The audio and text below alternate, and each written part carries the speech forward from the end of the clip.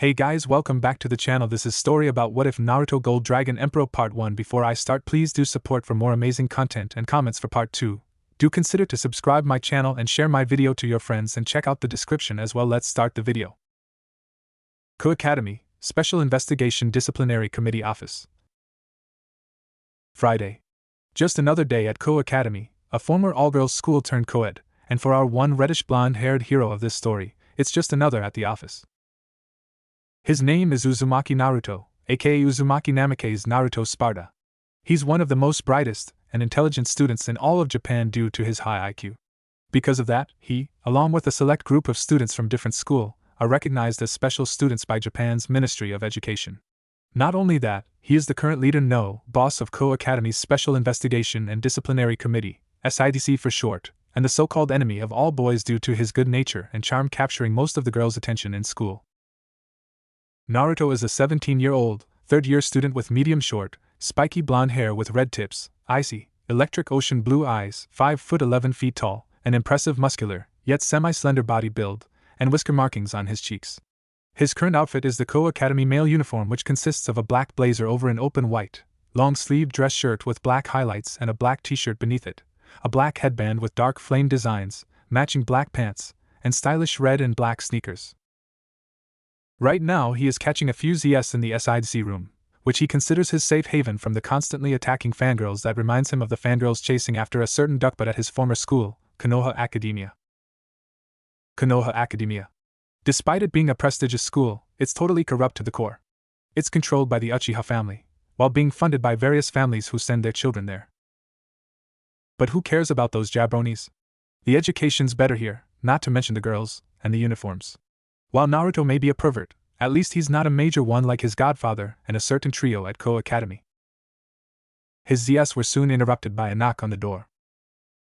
"Gah, damn," he muttered, straightening himself out on his desk. "If it's a beautiful lady, come in." The door opened and in came two beautiful young twin girls.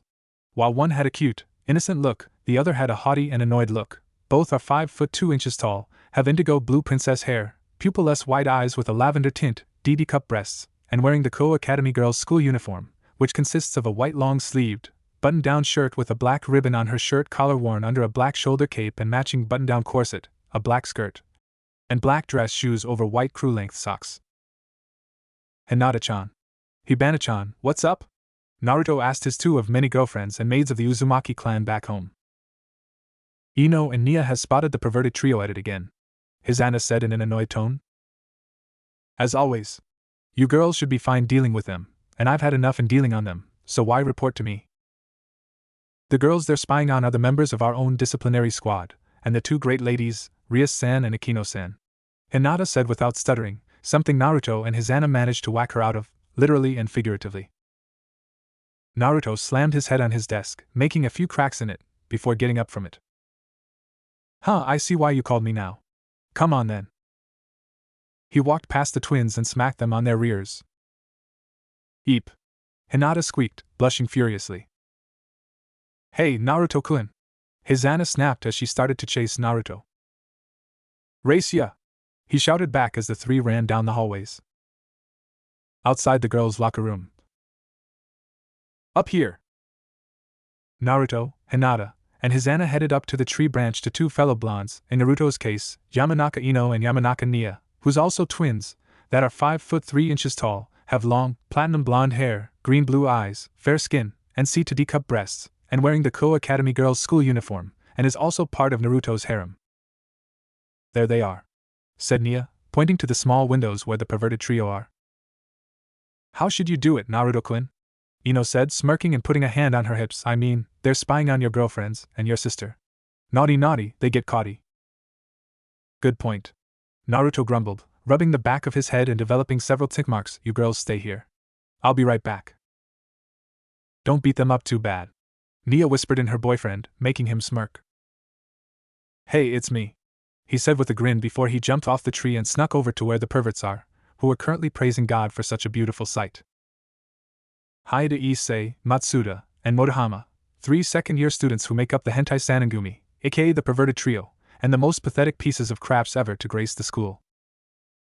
Issei, despite having some good points like being surprisingly hardworking, he's a 24/7 hot-blooded pervert who has a known for his total obsession with the female body, most particularly their breasts. He has an average body build, spiky short brown hair, light brown eyes, and wearing the Ko Academy boys' school uniform, similar to Naruto's. Matsuda, a perverted self-proclaimed lilicon, and is a former jock and school sports star.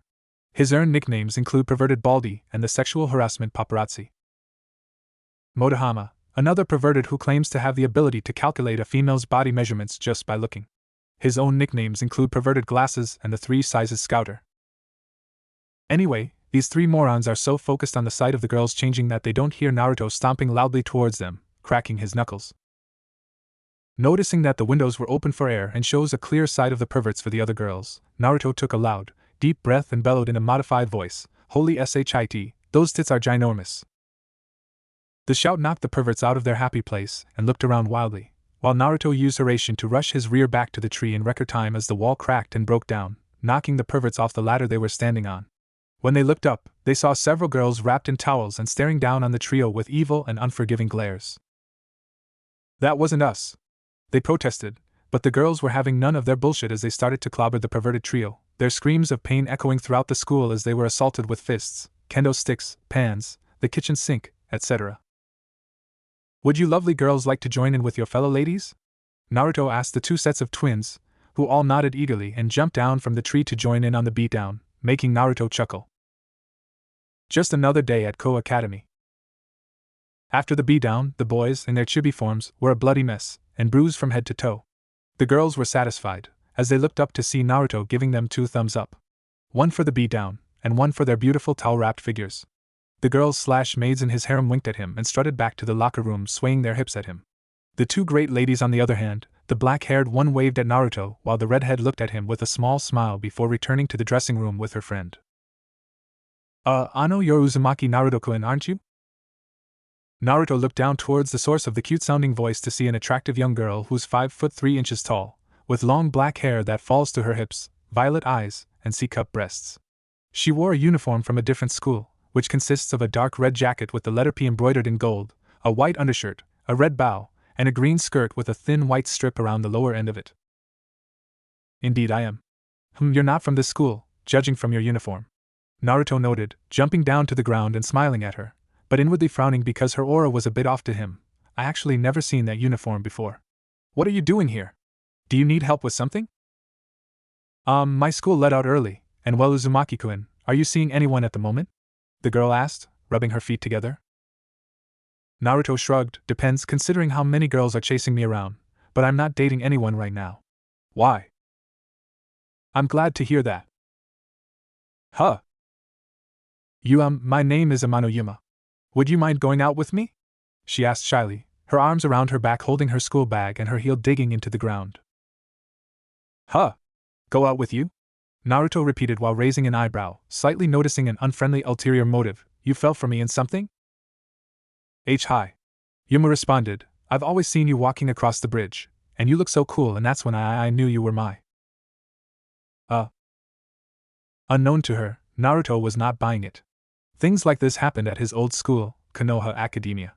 In all honesty, he, along with his siblings, were the true top students at the school, but the teachers and the administration didn't appreciate that fact that the kids were smarter than their prize student, Uchiha Sasuke, and that those kids were Uzumakis too, despite the fact that they're the children of their alumni member, Namikaze Minato. So they tampered with their grades, making Naruto and his sisters look bad. Plus, the minor girls at Konoha did ask to go out with him all the time, only to stab him in the back many times to their own amusement. The movement was spearheaded by the most loyal of Sasuke's fangirls, Haruno Sakura, who had the ridiculous idea that Naruto was crushing on her, when he was actually crushing on her twin sister, Haruno Sakuya, who was nothing like her sister. It was because of Sakuya, his twin sister Naruko, and their sister Narumi, that Naruto has a harem, which consists of both girls, former stalker Hyuga Hinata and her twin Hibana, former Uchiha fangirl Yamanaka Ino and her reserved twin sister Nia, weapons junkie Higurashi Tenten, dog girl Inuzuka Akira, and surprisingly, Sasuke's twin sister, Uchiha Satsuki. More on that story later, but right now, the girls now working with the Uzumaki family as maids of the Uzumaki mansion, in order to be close to Naruto and prove to his family that they're not like the others from Konoha Academia. "So, will you go out with me?" Yuma asked with a blush on her face. Shaking his head out of memory lane, Naruto shrugged again, noting that her blush was not genuine. Hinata's a master, and apparently has a spot in the Guinness World Records for most deepest blush ever. Sure, he smiled. Who am I to deny a young woman's true feelings? Are you free Sunday? They exchanged their numbers and emails and walked away, with Naruto feeling Yuma's none too discreet sneer at the back of his head as she looked back at him. Sunday, huh?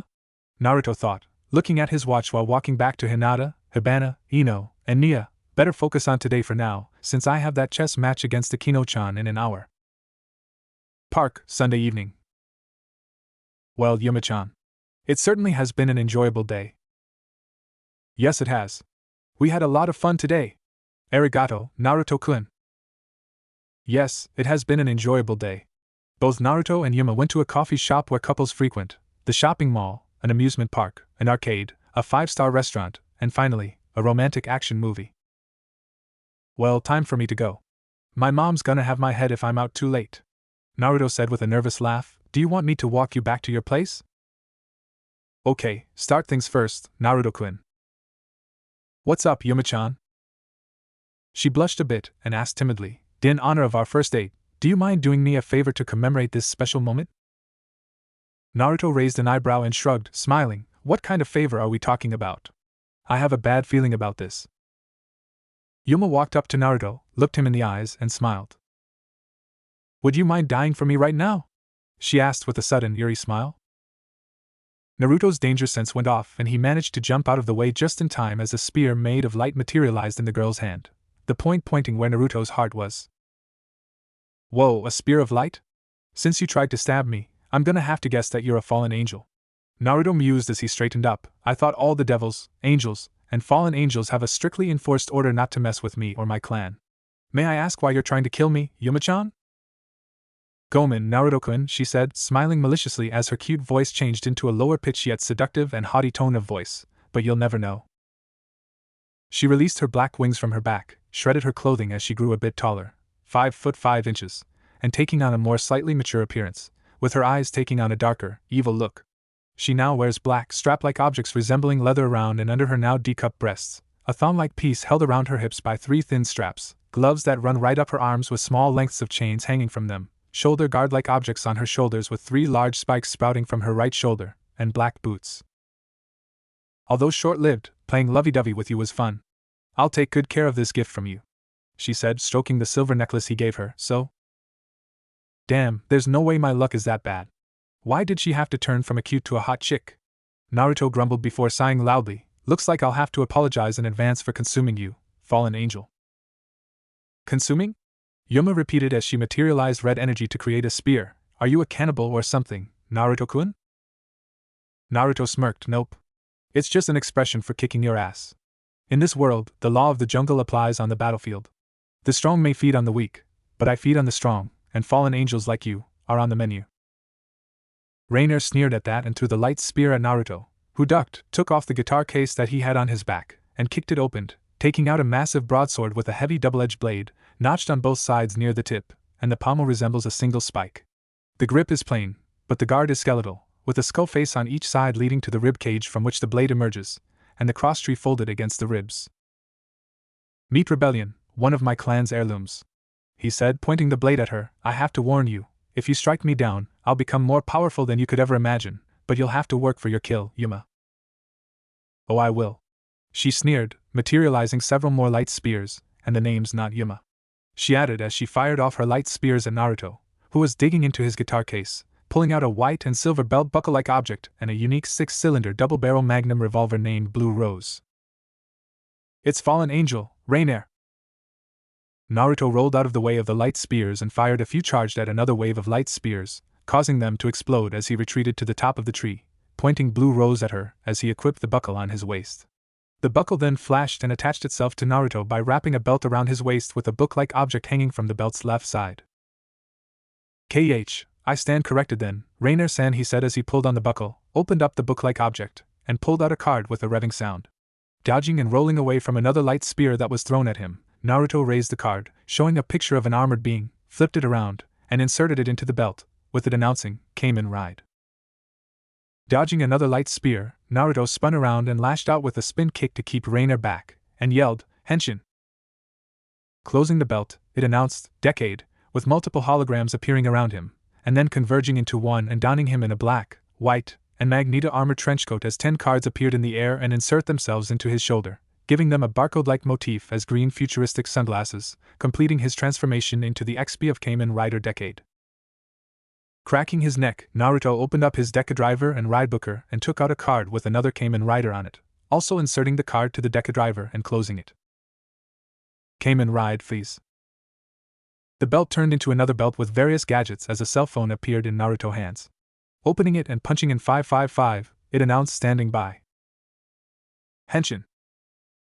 Inserting the cell phone into the new belt, it emitted photon blood that shaped around Naruto's body via proton streams, forming the soul foam, the soul medal, the full metal lung, the power anklet, the energy holster, the global feeler, and the ultimate finder armor pieces on his trenchcoat before a flash of red light consumed him. When the light died down, Naruto's trenchcoat turned black with red lines, and had silver armor on his chest and shoulders, with a bracer on his wrist, the Phase driver on his waist, and yellow sunglasses, turning Naruto into a cooler version of Kamen Rider Phase. "S.A.," Naruto said as he cracked his neck and flicked his wrist, "It's time to feast. It's showtime, fallen angel." Wielding his sword Rebellion in the Yagyu Shinkajiryu stance, Naruto charged at Reiner, who retaliated using her light spears. Naruto weaved through the deadly spears, and swung at Reiner, who parried using a light spear and retreated to the air. Naruto ched and high jumped to her to using an aerial combo followed by an aerial rave attack, but she kept dodging and flew higher. So, her weakness is close-range combat. Naruto noted, looking bored as he landed on the ground. She must be scared to fight an opponent face-to-face, such is the way of a coward. Alright then. Naruto spun around and executed round trip, throwing Rebellion at Reiner. Reiner ducked and sped towards Naruto, ramming him into a tree. She threw a light spear at his head, but he managed to duck in time, kicking her in the stomach as she got close, making her skid back. Naruto then rushed forward, unleashing a streaming barrage of sword slashes at Reiner, who managed to jump back to avoid the deadly blows, but Naruto saw that coming and quickly set the Phase mission memory on Rebellion, opened the cell phone on his belt, and pressed enter before closing it, with the belt announcing, "Exceed charge." The energy flowed from the gear along the photon stream before coating Rebellion's blade with red energy. Naruto then fired off 3 drive attacks, hitting Reiner and blasting her back. "Time to end this," Naruto said, shooting forward with his sword at the ready. Reiner then gave off an evil smile. "You're right. It is time to end this." She suddenly blurred forward, dodging his sword strike and kicking it out of his hand. She then grabbed the Phase gear, and ripped it off of him while passing him, de-henshining him back to Naruto, who grunted in pain from the forced detransformation as the Phase gear turned back into the Decadriver. "Crap!" he growled, as Reiner appeared in front of him and grabbed him by the throat, materializing light spears all around Naruto. "Looks like the one who'll be eaten here is you. Now please die," she said sweetly, and with a snap of her fingers, he got impaled in his vital areas with blood spurting everywhere. "Ow," he said as he threw up blood and collapsed on the ground, feeling himself fading. "Naruto-kun, /Naruto!" cried several voices from inside his mindscape. And for the final touch. Reiner grabbed Naruto up the cuff of his shirt, and threw him up in the air. She then grabbed Rebellion, and impaled him in the heart, just as he came down, the last of the light disappearing from his eyes. "I don't know why the higher-ups want us fallen angels to leave you be. Maybe you posed a future threat, or you were possibly the key to the war, I don't know. No matter though, since I took the initiative and moved in for the kill, and you've just been eaten by a fallen angel," she said, sticking Rebellion with Naruto's corpse to a thick tree. "You should just blame God for whatever made you special. Thanks for the wonderful memories." Satisfied with her work, she laughed as she walked away, humming a tune to herself as her cell phone went off. "Moshi Moshi?" she asked cheerfully. "Reiner-san, what's going on? I've been unable to get a hold of your sister." "Oh, Leader-sama. I don't know where she is right now, but I just took care of a future problem." "Huh? A future problem? Pray tell." "I killed Uzumaki Naruto. He was formidable, but—" "I'm sorry, but can you repeat that?" "Uzumaki Naruto." "Uzumaki Naru? You fool! Why did you do that? Have you forgotten my orders?" "Leader-sama? What's wrong?"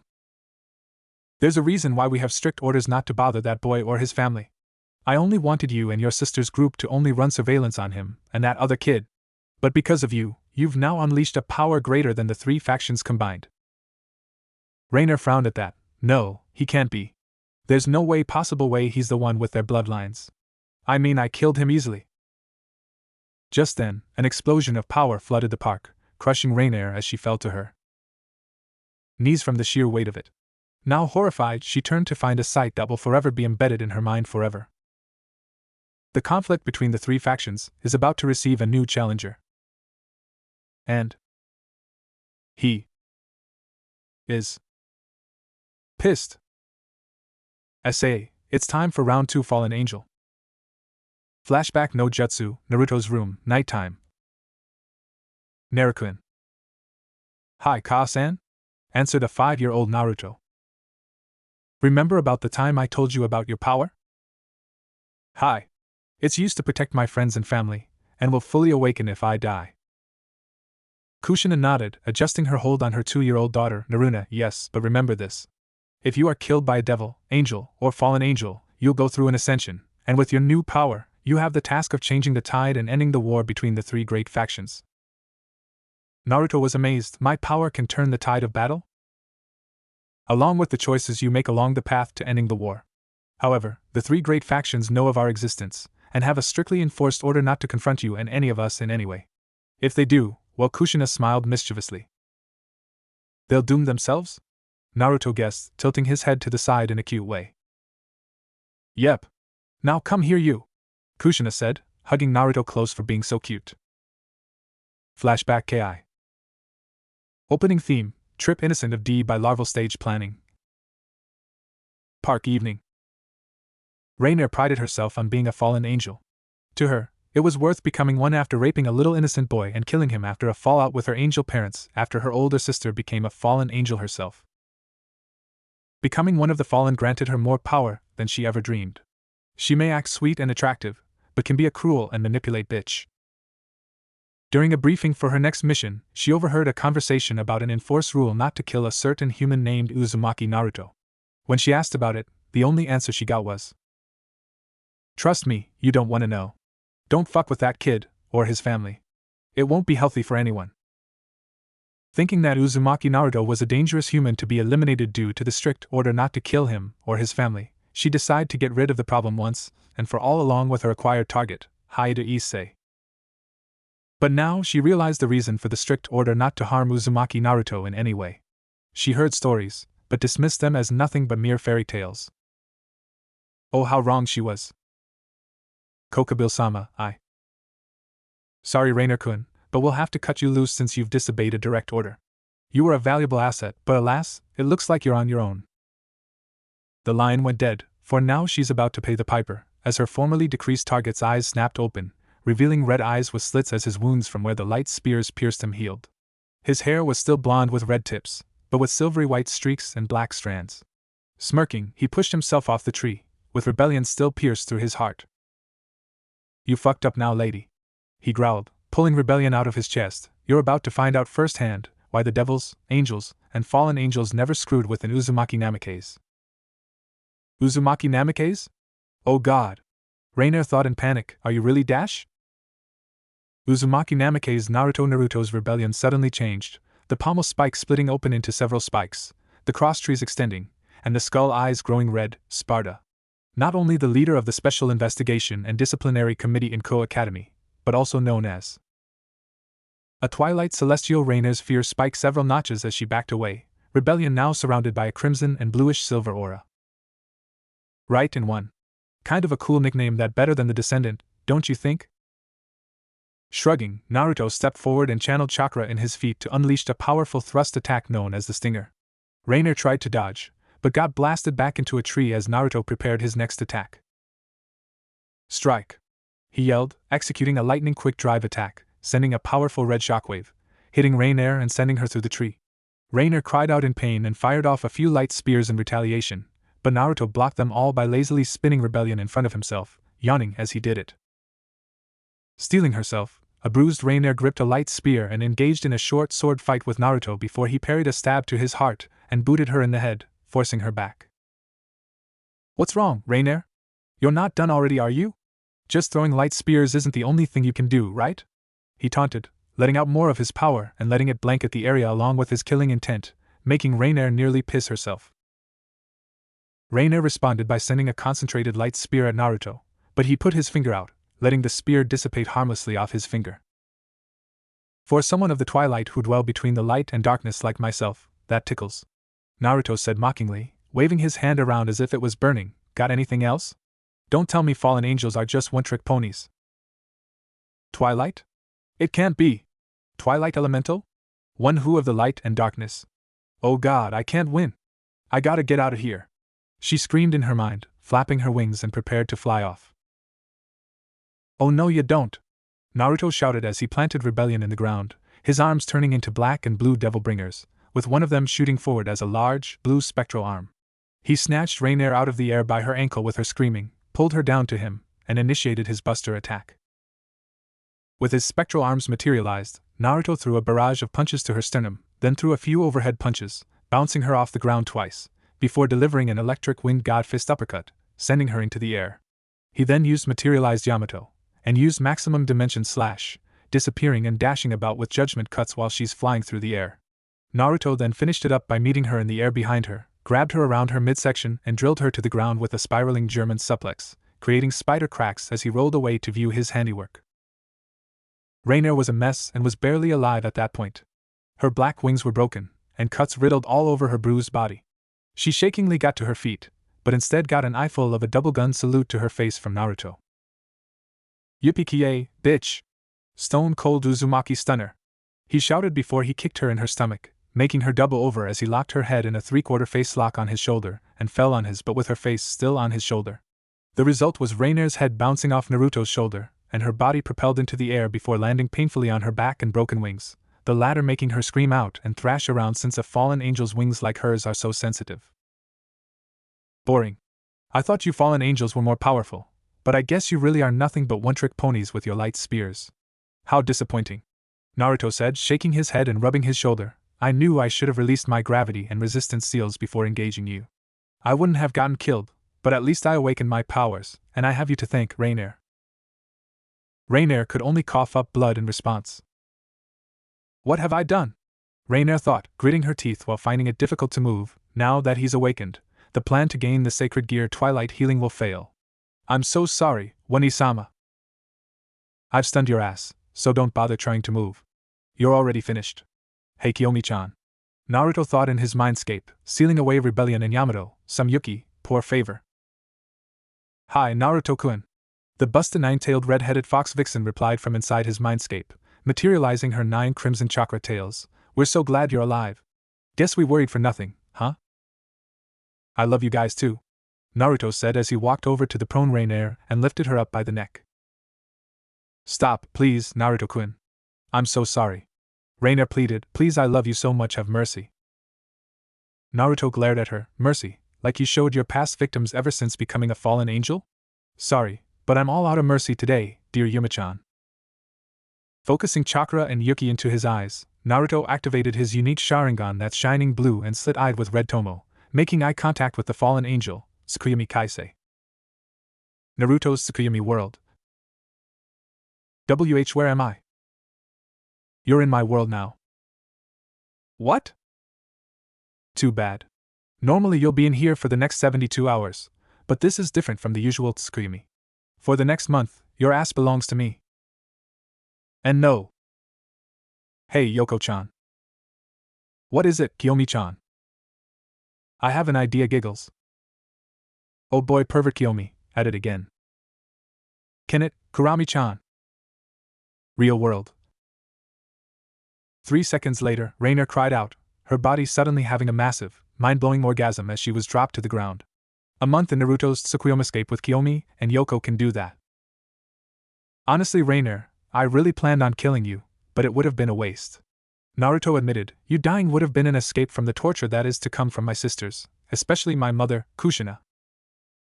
Ah, Naruto-sama. Rainier moaned in ecstasy, her face now that of lust. Naruto-sama?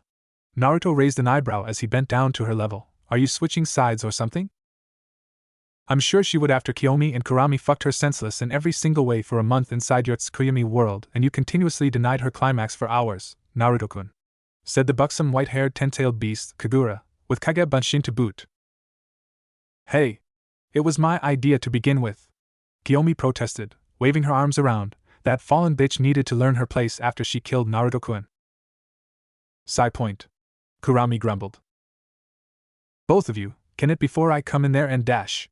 Naruto started to warn them, but all he heard were two spurts that were massive nosebleeds, when a couple of crashes to the ground. Idiots thought Naruto's fourth tenant, Arwen, the Imperial Queen Dragon Empress in her human form.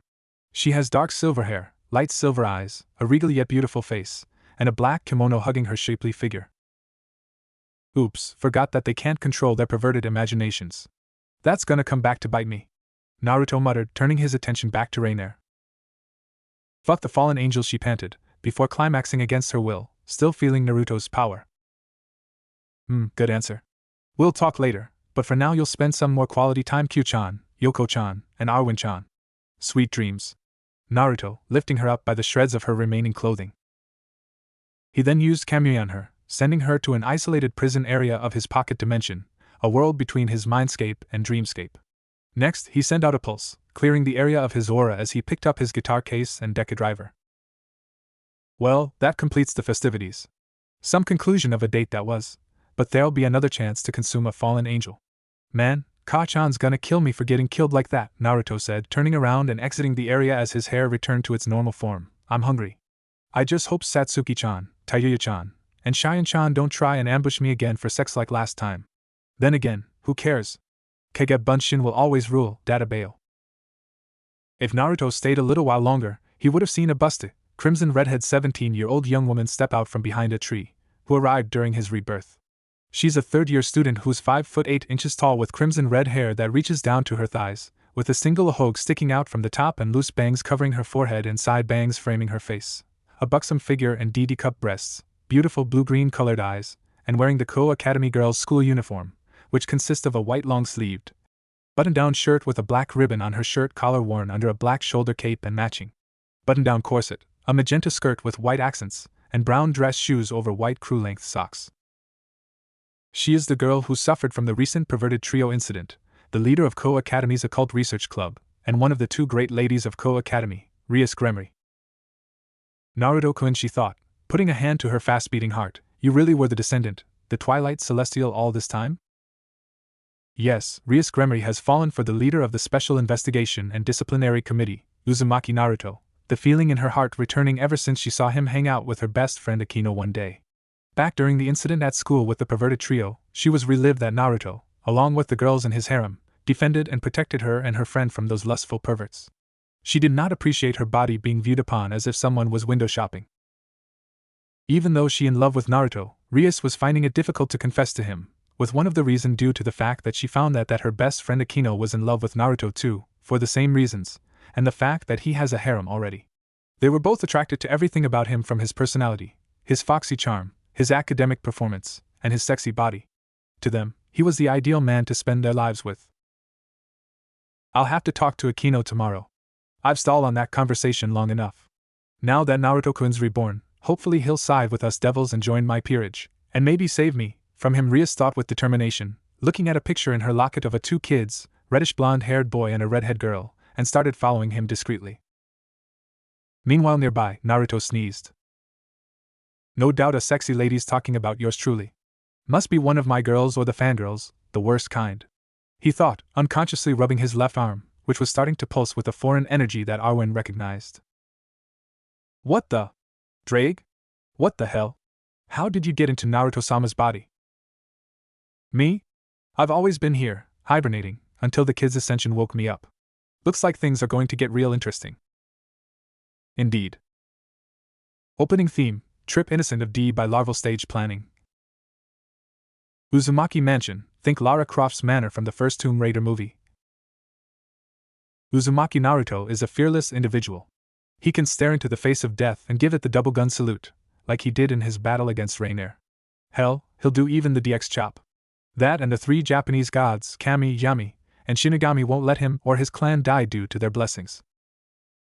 But when it comes to facing his mother's wrath, Naruto. Yeah. Currently, our hero is being chased around the mansion by his pissed-off mother, Uzumaki Namake's Kushina. She has long bright red hair, blue eyes, 5 foot 9 inches tall with a slender but feminine build, an hourglass figure, and a pair of soft yet firm and bouncy JJ cup breasts. Her current outfit consists of a tight, electric red turtleneck and black jeans that showed off her curves, and blue shoes. You gotten yourself killed by a mere fallen angel? Pay the price! She shrieked as she threw a horde of kunai with Naruto dodging. No disrespect, Mom, but I prefer not to get killed again, thank you very much. Naruto countered, dodging his mother's water dragon bullet and activating his symbiotic ability, and shot some black webbing from the bottom of his wrist to stick to the ceiling to swing across the huge living room to the other side, the water dragon completely missing him and crashing through a wall. Meanwhile, Naruto's little redhead sister by a year, Uzumaki Namake's Narumi, shook her head. She highly doubted that Kushina would kill Naruto, considering his now awakened bloodline. He'll be fine, she assured herself as she went to the kitchen to have some of the maids make her a snack. Back to the chase, Naruto took refuge in a chandelier, but Kushina, using impressive reflexes, bounded off the glass roof and tackled him, making both of them crash through the expensive lighting and onto the soft sofa in the living room with Kushina not letting him go. Naruto struggled for a bit before feeling his shirt dampening. Naruto's eyes widened when he realized that his mother was crying into his shirt. I feared the worst when I couldn't feel your presence anymore. I was worried sick until you came back. Please be more careful next time, Naruto-kun, she whispered, tightening the grip on his shirt. Naruto sighed, now understanding his mother's plight as he rubbed her back and kissed her forehead. I'm sorry, Kaa-chan. I let my guard down for a second, but I'm fine now, see? He said, waking his arms around. Are you sure? Kushina asked while wiping her tears. I mean, now you're involved in that damn war, and my extension, all of us and the clan. Naruto shrugged. I think it's for the best now that I think about it. The fallen angel targeted me because she thought I was a future threat. Who's to say that the other fallen angels will target the other people in the city, as well as rest of our friends and family, because they think that they're a threat? I'm not gonna let them do what they want. Kushina scratched her head. I never thought about that possibility, but you're right now that I do think about it. Even me and the other girls might be targeted. I'll have to triple the security here in the mansion. And now that I've completely awakened my powers, you can leave Ko Academy and the surrounding district to me. Kushina nodded, when remembered something. Wait, isn't the school under the jurisdiction of the House of Gremory, as well as the city? Yeah. I'll have talked to Akino-chan's best friend tomorrow. Apparently she's in the House of Gremory. But for now, I got you and the girls a present. A present? Naruto nodded as he activated Kamui, spitting a knocked-out fallen angel Rainier out of his pocket dimension and onto a heap on the floor. A fallen angel? Kushina screamed, jumping back in shock while summoning her Yuzuken katana. What the hell, Sochi? Calm down, Kaa-chan. I haven't even got to the good part yet. Naruto said as the mansion's residents, mostly Naruto's sisters and other girlfriends/servants, gathered, wondering what was going on. She's the one who managed to off me, so. What? The combined screams of all the girls in the room nearly blew out Naruto's now sensitive ears as he clamped down on them with his hands, with Rainier jerking awake, dazed and confused. Inside voices, and can you all please let me finish? Naruto yelled, unleashing his alpha aura to shut everyone up. And Naruto-sama, what's going on? Rainier asked timidly. Naruto-sama? What Kushina started, all eyes on Naruto now, who played it cool. After I was back from the dead, I saw, and kicked her ass. Naruto grinned, jerking his thumb at Rainier, who was starting to shiver at all the girls' killing intent. After the ass-kicking, I hit her with its Kyumi Kaisei. I was about to kill her when Kiyomi-chan stopped me, saying that it would be a waste. Death would be too merciful for her, and I agreed. So after the Kyubi twins and Yoko's treatment of her, I made her a slave to me and our clan. She's now mine, Kaa-chan, and my present to you and the girls. You all get to have some quality time with Rainier over the next few days. By quality time, Naruto's blonde-haired twin sister, Naruko, started slowly, tilting her head. Do you mean? Yep. Naruto nodded. I'll put restriction seals on her. She needs to learn that happens when she crosses the clan, and learn the consequences of defying us. You know, use your imaginations, and try not to kill her. Now if you ladies will excuse me, I'm heading to my room to eat a snack before heading off to bed. For me, the next couple of days will include me training in my powers after school so that something like my fight with Rainier won't happen again. Naruko, Narumi, Naruhi, Naruna, can I see you girls in my room in a few minutes? Waving, he headed up to his room, leaving a screwed Rainier with Kushina, her daughters, and their maids. We'll be right there. Naruhi said inside. Come on, Naruko, Narumi, Naruna. Hi, Wani-chan. The girls' chorus nodded. All right then. The rest of you, leave Narukun alone for a while. Kushina ordered. Now that his bloodlines awaken, most of the undesirable in the three factions are sure to come after him, and all of us included. Understand? Hi, Kushina-sama. They all chorused as Kushina looked down on Rainier. Good, now what to do with you, Rainier-chan? Rainier was figuratively pissing herself as Kushina's eyes turned red with slits, and gave Rainier an evil smile while cracking her knuckles. Mercy? Rainier squeaked, as the pressure from the killing intent kept her glued to the floor. Not a chance, you little bitch. And not a chan.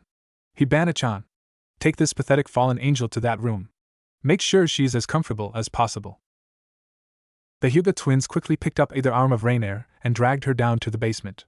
A cry of pain from Rainier was heard when Hibana decided to close one of Rainier's chakra points with a jukin, gentle fist, strike for the fun of it.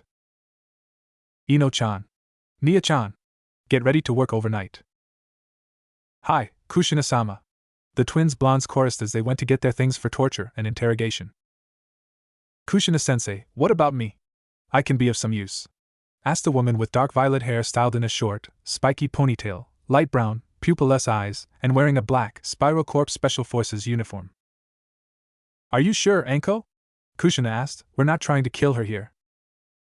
But she killed Naruto-kun, Anko whined. Point taken. Come join us then, even though it's overkill having you around. Naruto's room later. So Naruto and I, what do you need from us?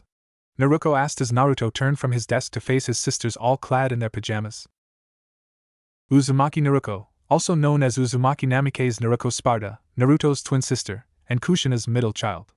She's 17 years old, 5 foot 5 inches tall, has long blonde hair tied into pigtails, icy, electric ocean blue eyes, whisker marks on her cheeks, and a lean, slender hourglass figure with F-cup breasts. Uzumaki Narumi, also known as Uzumaki Namikaze Narumi Sparta, Naruto and Naruko's younger sister by 1 year, and Kushina's fourth child. She's 16 years old, 5 foot 5 inches tall, has long, red hair hanging down her head and violet blue eyes, looking similar to her mother Kushina when she was young, whisker marks on her cheeks, and a lean, slender hourglass figure with E-cup breasts. Uzumaki Naruhi, also known as Uzumaki Namikaze Naruhi Sparta, Naruto's older sister, Kushina's eldest child, and the reincarnation of the Lord of Spirits, Milla Maxwell, and the goddess of the world, Claire Lightning Farron. She's 20 years old, 5 foot 8 inches tall, has long, semi-wavy blonde and red multicolor style hair with an ahogue, and heterochromia eyes with her right eye being blue and her left eye being violet, and a lean yet slightly muscular build, and an hourglass figure with G-cup breasts.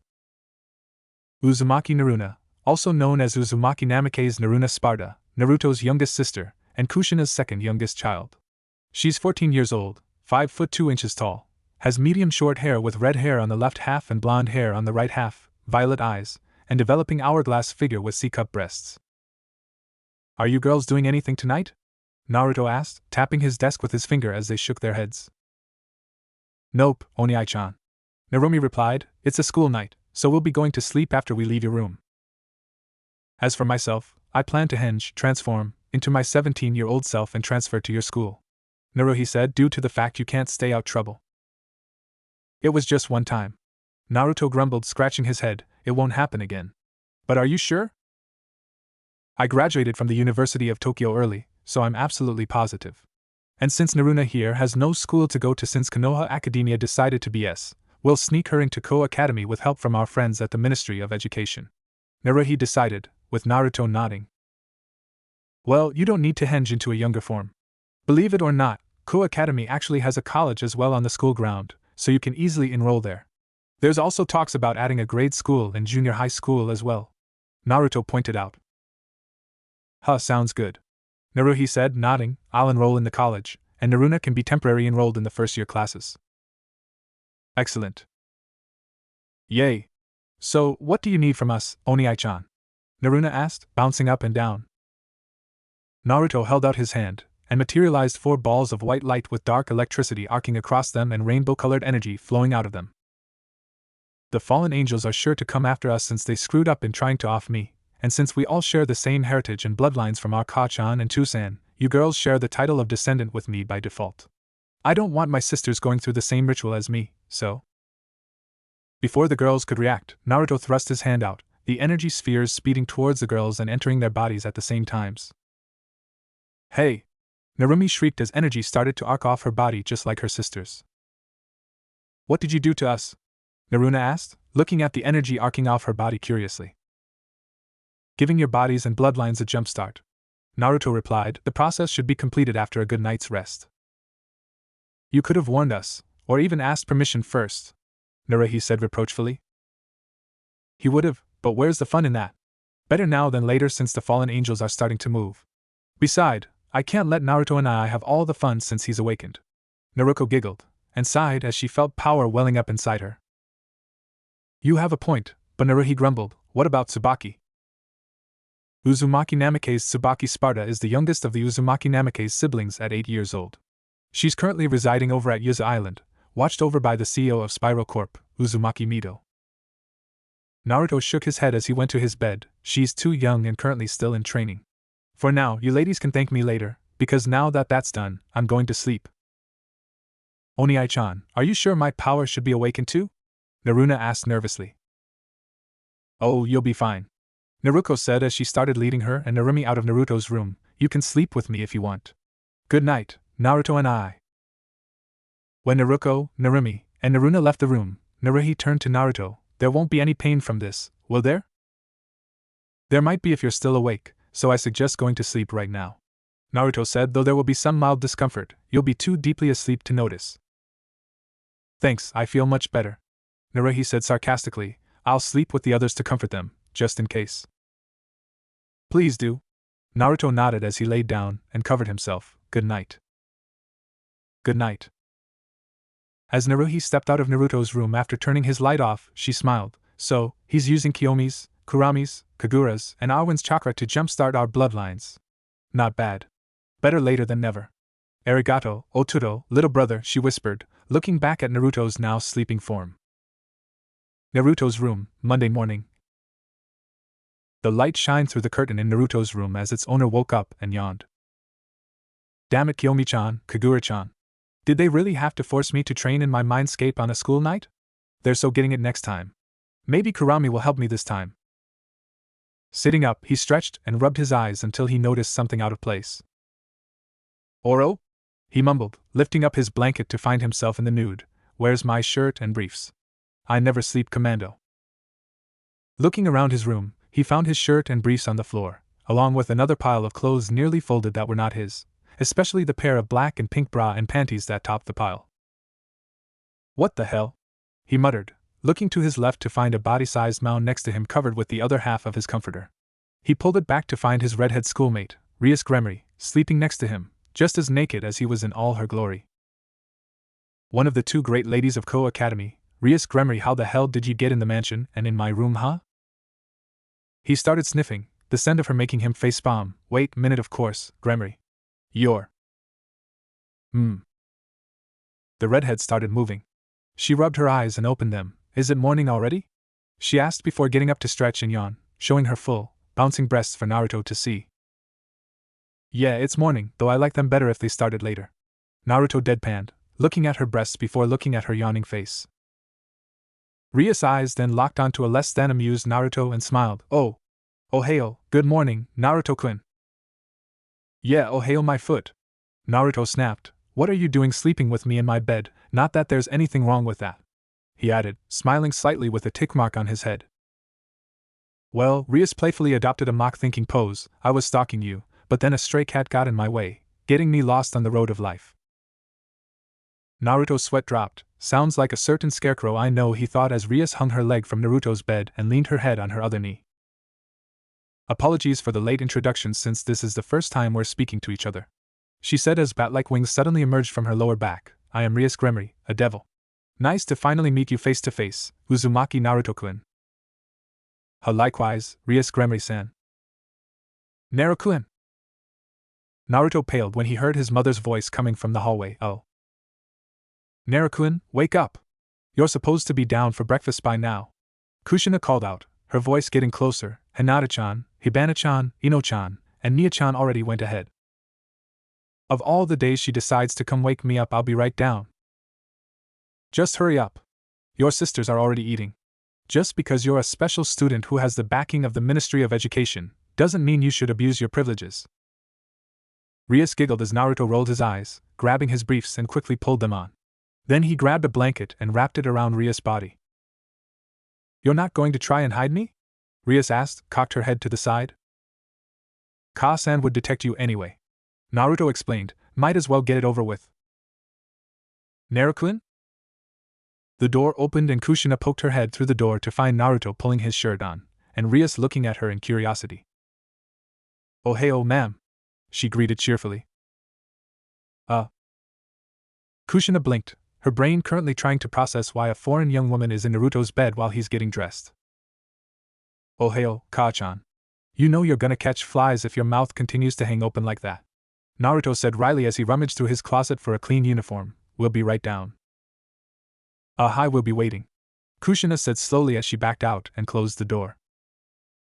Your mother's really beautiful. Rias commented as she hopped out of Naruto's bed. Are you sure you're her son? I checked my own birth certificate myself. Naruto said, quickly putting on his uniform, so I'm 100% positive. Switching gears here, why did find you sleeping next to me? Don't tell me you were here all night. I was, Rias confessed as she pulled her underwear on. I thought I should share my power to help you heal from your battle with that fallen angel from last night. So, you were there, eh? How much did you see? Naruto asked, putting his headband on. I arrived when you went through your ascension, and fought back against the fallen angel. Rias said as she put on her brasse. Naruto turned around to find Rias back facing him. Mind hooking my brow? She asked. Don't mind at all. He said, getting to work. By the way, why were we both naked? You better not have tried to rape me while I was sleeping. Of course not, silly. Rias giggled as Naruto finished hook her bra. I'm still a virgin. As for the we were naked, I told you. I shared my demonic powers to speed up for healing process by hugging you. It only works through direct skin contact. I was worried about you after all. Thanks, but you didn't need to. Naruto explained to her as he started getting dressed. The many inherited DNA in my bloodline involved regenerative and accelerated healing, and instant recovery overnight, but I guess I should thank you for not letting my powers work overtime just as they awakened. You're welcome, Naruto-kun, Rias said happily. May I call you Naruto-kun more often? As long as I can call you Rias-chan. Deal. Say what? The mansion shook the mansion as several shouts echoed throughout it. Naruto looked over his door and sighed. Sounds like Ka-chan told my sisters and maids about you being here. How did you get in anyways with all the security we have? I just used a magic circle, Rias replied as she started putting on her uniform, using the flyer you got from my familiar during your date with the fallen angel. Oh, Naruto suddenly received a flyer from a bat-like girl in town during his date with Rainier. I'm guessing it was no coincidence. Rias just hummed to herself in response, with Naruto shaking his head. Hey, Rias-chan. Have we met before? Rias smiled. Who knows, you really don't remember me, but this is a start, Naruto-kun. Uzumaki Mansion, dining room, a while later. Oh hail, my precious mother and sisters. For those who don't know her, allow me to introduce one of the two great ladies of Ko Academy, Rias Gremory, leader of the Occult Research Club at our school, Ko Academy. I'm Rias Gremory.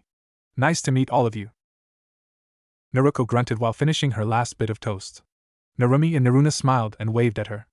Naruhi, wearing a Ko Academy uniform like her younger sisters, eyebrows twitched but gave a semi-forced smile all the same. It's nice to meet you as well, Rias-san. Kushina began calmly with an eerie smile, slowly showering her with her killing intent as a Christian-style Hanya mask appeared next to her. I know you're a devil. I can smell it. Just don't try to charm us with your demonic power, because that'll get you killed here fast and Justin Bieber's getting shot on that cop show back in America. I'll keep that in mind. Rias answered back with an eerie smile of her own, countering with her own killing intent and not affected by Kushina's Hanya mask that was scaring the maid. To even attempt it against a Kitsune Hanyu damper like yourself would be considered suicide, no matter who I am. I'm glad we understand each other, Kushina said, her fox ears popping out of her hair, her 9 foxtails spouting from her back, and her canine teeth elongating as sparks flew between her and her fellow redhead, scaring the crap out of the others in the mansion. Well, that escalated quickly, Naruto thought as he just finished downing his cereal. Naruko shook her head and turned towards her brother, who put on his book bag and guitar case. Are you done? Naruto gave a wide smile. As a matter of fact, I am. He then looked at the clock. It's time to go. Knock it off, you two. Rias led up at Naruto's command, but Kushina didn't, so Naruto went over to his mother and smacked her in the back of the head, knocking her out of it. Oh. Curse you, boss, for teaching my son that. She whined, holding her head and grumbling under her breath about letting her children meet America's NCIS, whose Spiral Corp helped out multiple times. You had it coming, Naruto told her before turning to Rias and his sisters. Let's go. As Naruto, his sisters and Rias filed out, Kushina thought to herself, be careful, Naruto and Mina. Academy. Look! Uzumaki Naruto, Uzumaki Naruko, Uzumaki Narumi, and Rias Gremory? Arriving in school together? Ah, it's like a dream. Naruto-san. Rias Onisama. Naruko-chan. Narumi-chan. But who are those two? They look similar to Naruto-san and his sisters? Could they be their other sisters? Is this what we have to deal with? Naruhi asked, eyebrow twitching as she held Naruna close. A warning would have been appreciated. What? You didn't have some fans back in high school? Naruto teased her. Naruhi knew Naruto had her there. Touché. Naruto-kun? What is it, Rias-chan? Rias turned to him. Can you come by the Occult Research Club later on today? Naruto shrugged. Sure. It'll give me the chance to check out the building you and your club operates in. Excellent. I'll send one of my members later. See you after school. As Rias walked away, Naruna asked, so, what do Naruhi Wanshin and I have to do? The school looks huge. Just stick with Naruhine for now. Naruhine, head to the administration office to get registered. Naruko told her, if all goes well, we can get Naruna registered as an observer so she'll know what to expect in high school. Not to mention join SIDC so that we'll be close. We'll meet back up at lunchtime, Naruto said, with his sisters nodding in confirmation. Girls' changing room, after school. You guys have got to be the most suicidal bakas I've ever had the misfortune to encounter. Naruto growled, lording over the perverted trio, who were cowering in front of him shaking, as they were caught by him red-handed in the girls' locker room. What exactly crossed your pathetic minds to steal panties, eh? We were just Issei began, as he and his two buddies paled, you know. What should I do with you guys? Naruto wondered, adopting a thinking pose. I already feasted on you 3 enough times to give me indigestion, so. Naruto took a deep breath and yelled out for everyone still in the school to hear, what are you 3 morons doing in the girls' locker room? The perverted trio now were white as ghosts as a mass of girls from various clubs stormed into their changing room to find Naruto, now with his eyes closed, towering over Issei, Matsuda, and Motohama. Are you all decent?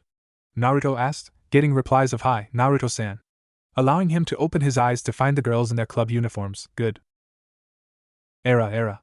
May I ask what's going on? Asked a raven-haired beauty who just entered the room. She's a 5'6" tall buxom young woman who is around the same age as Rias, with long black hair and violet eyes, her hair tied in a long ponytail, reaching all the way down to her legs with 2 antennae sticking out from the top and sloping backwards, with an orange ribbon keeping it in place. Like most of the girls at Academy, she wears the customary Academy girls' school uniform, along with black knee-high socks.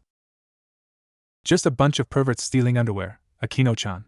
No need to worry, Naruto informed his friend, whose eyes were smiling, but her face was not. What's wrong? But Naruto-san, one of the girls said shakily, the locker those 3 are at is Akino Onisama's. Naruto blinked and looked around to find Akino's nameplate on the open locker the trio broken into, confirming her story. He then looked down on the now doomed individuals with slight pity. May your souls rest in peace, you poor sons of bitches, he simply said before proceeding to walk out of the girls' locker room. Have fun, ladies. A few steps later, 3 agonizing screams can be heard for miles with giggles of glee mixed in with them, bring a smile to Naruto's face. Naruto-senpai, a feminine voice called out behind him. Naruto looked over his shoulder to find a beautiful, 5'5" tall young woman with long blonde hair, gray eyes, a pretty face, a slender figure with D-cup breasts, and like the rest of the girls of Academy, She wears the Ko Academy girls' school uniform, which consists of a white long-sleeved, button-down shirt with a black ribbon on the collar, a black shoulder cape and matching button-down corset, a magenta skirt with white accents, knee-high white socks, and black shoes. Oro, Ko Academy's princess, sophomore Kiba Yumi. Naruto greeted her, turning around to face her, looking to sparring with Shernai again as usual. Sorry, not today, Naruto-senpai. I'm here on behalf of Rias Gremory-senpai. Yumi revealed respectfully. Naruto raised an eyebrow. Ah, you must be the errand girl then. Never guessed you to show an interest in the occult.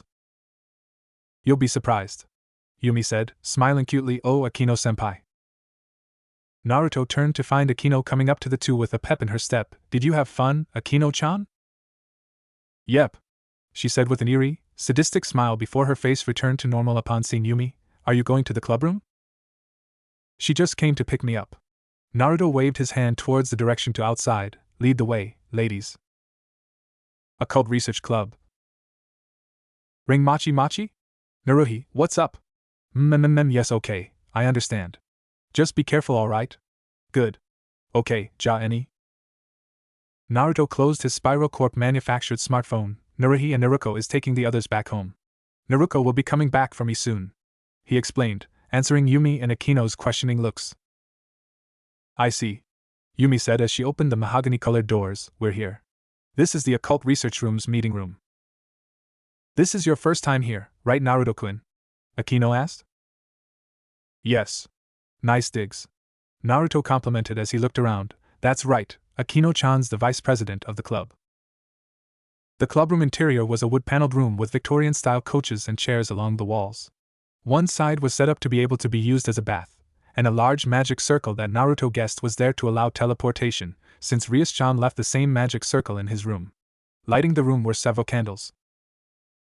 Sitting on one of the couches in the middle of the room was a petite girl around 15 years of age with white hair and hazel eyes and cup's eyes ranging between mostly B and slightly C. At the front, her hair has two long bangs going past her shoulders and several loose bangs hanging over her forehead, while the back has a short bob cut. She also wears a black cat-shaped hair clip on both sides of her hair. She wears the Ko Academy girls' school uniform, albeit without the shoulder cape. Right now, she's eating a snack, not noticing the others. To think the cold fish freshman Kaneko-chan would be in the club as well. Naruto mused as he sat next to her. Naruna said the school was big. The school's actually a small place. Oh, Uzumaki-senpai, Kaneko said, finally noticing Naruto. Hey, Kaneko-chan. Naruto greeted her, ruffling her hair. How life? Kaneko shrugged and continued to eat her snack, ignoring her upperclassman's attempt to get her to open up.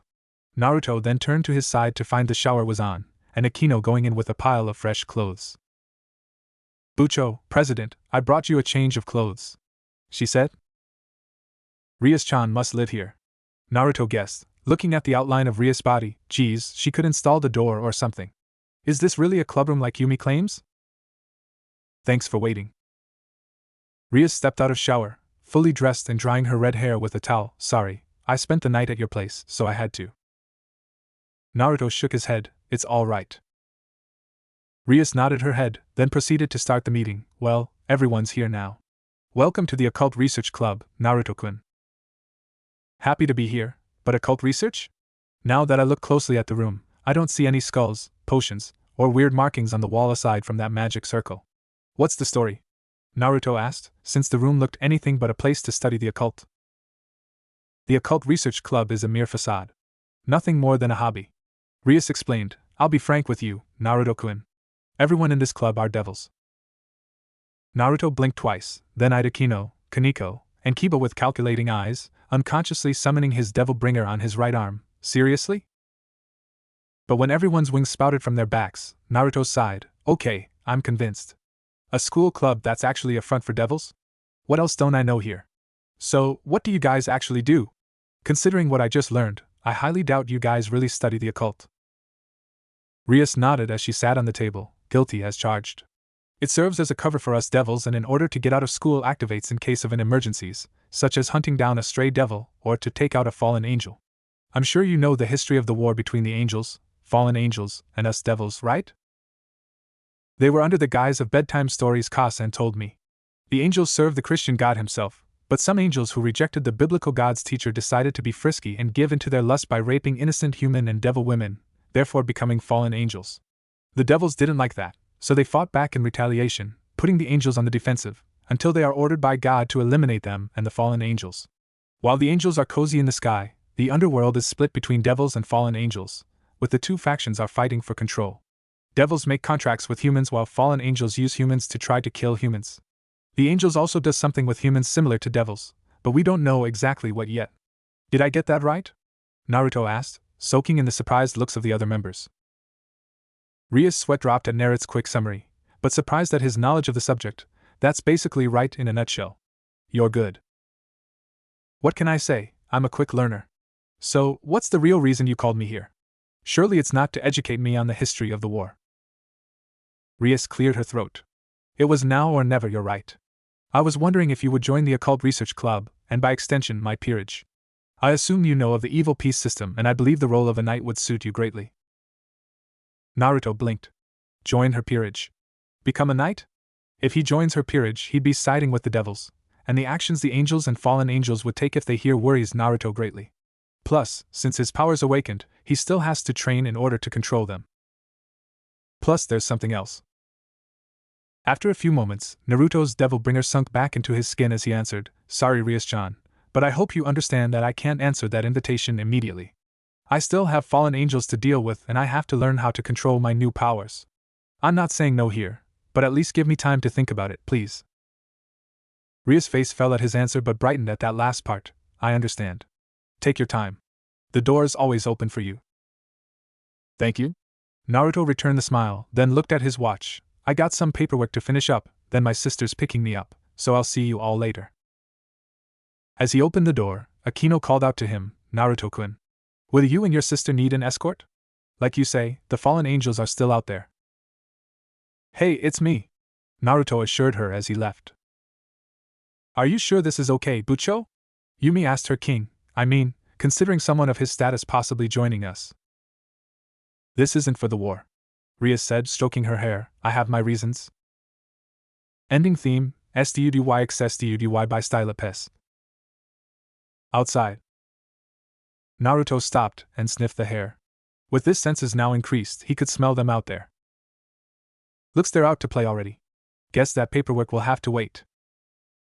Hitching up his guitar case full of weapons, Naruto heads off where the nearest scent is. Looks like you may have some fun planned for me, right, fallen angels? Streets. I thought that we only had to worry about fallen angels, but I guess we forgot about you fuckers. Naruto sighed as she scratched her head. She was walking back to Ko Academy when she felt several holy energy signatures with dark auras converging on her location. When she turned down an empty street, her pursuers made themselves known. That's far enough, you unholy halfling! Shouted a dark brown-robed individual with his subordinates nodding. You don't allow you to get in our master's way. What are you talking about, you baka priest?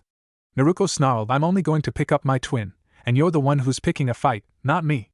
Now I suggest you go away before you get hurt. Naruto was about to storm away when a sharp object grazed her cheek, causing it to bleed and stopped her in her tracks. She put a finger to her cheek and saw her blood, her eyes turning to red slits as her wound healed. You may have holy blood, but it's tainted with demonic power.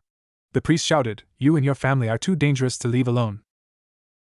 You fuckers can't leave well enough alone, can you? Naruto screamed, I tried letting you walk away, but now. She shot her right hand out with rings materializing on her fingers, a red ring with the gem in the shape of a heart on her index finger, a white ring with the gem in the shape of a diamond on her middle ring, a black ring with the gem in the shape of a spade on her ring finger, and a yellow ring with the gem in the shape of a club on her pinky finger. My power is still trying to mature and stabilize, Naruto thought as the gem on her red ring starting shining with a red card with a large, stylized R and heart designs appearing in front of her. In that case it's time to test that out. Releasing restriction 7929, activating HVSS, code red. The card shattered in front of her, leaving a bright red orb with the force of the release making the wind blow about. Be careful, my comrades! The priest cried as he and other priests tried to stick to the ground, show no fear in the face of her sorcery. Naruto brought her hand to the orb and grabbed it, the orb forming into a large, red gun. Smirking, she channeled energy into the gun, causing it to transform a large scythe as tall as herself. Shurikai, initial release, Crescent Rose. she announced, twirling the scythe around before pointing the deadly weapon at her opponents, blasting killing intent at them. Naughty kids deserve to be punished. Come get some, you ugly sons of bitches! Despite soiling themselves from Naruto's killing intent, they nevertheless let out frightened battle cries as they charged at Naruto, who smiled a fanged smile and licked her lips. Opening theme, Trip Innocent of D by Larval Stage Planning. Empty lot. Should be right around here somewhere, Naruto muttered as he arrived at an abandoned lot where he sensed a fallen angel lurking around. An empty lot, eh? No one here either. Looks I've been lured here. Cue battle theme, Devil May Cry 3 battle theme. Taste the blood. Naruto dropped his bag and kicked his guitar case open with Rebellion shooting out of it, and into his hand just in time for him to duck a blue light spear aiming for the back of his head.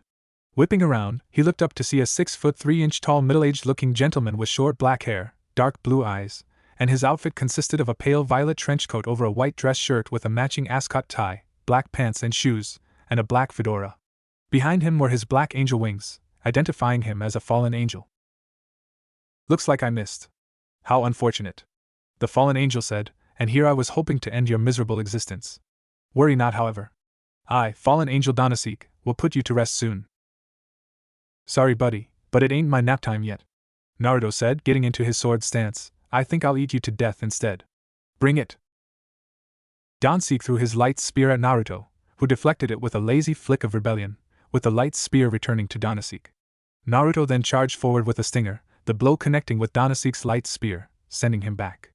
Donasek righted himself with his wings and charged at Naruto, engaging him with a flurry of sword strikes. Are all you fallen angels one-trick ponies? Naruto asked as they deadlocked. I mean, come on. Don't tell me you're holding out on me. Naruto broke the deadlock and swung Rebellion in a wide horizontal arc, aiming for Donasek's neck. Donasek managed to dodge the decapitating blow and lunged forward with a stab. Naruto shot his foot forward and kicked the light spear out of Donasek's hand, and booted him in the face, sending him into a tree. Naruto rushed forward, putting Rebellion on his back, and summoned Devil Arm, Agni and Rudra, a pair of unique orange and light blue-colored scimitars with serrated edges. When Naruto got in close, he executed Jetstream, twirling Agni and Rudra around to alternate slashes. Donasek resummoned his light spear to defend, but the force of the slashes were too strong for the fallen angel to handle. What's with this kid? Donasek thought, panicking. The force of these blows are monstrous. When the attack was done, Naruto quickly put away Agni and Rudra, and summoned tripartite Nunchaku Devil Arm, Cerberus. He flipped forward, using an attack called Crystal, swinging Cerberus as he went, hitting Donasek multiple times with the final blow encasing him in ice. How about a little tune? Naruto declared, putting away Cerberus and summoning Devil Arm, Nevin, a curious-looking guitar that acts like a scythe.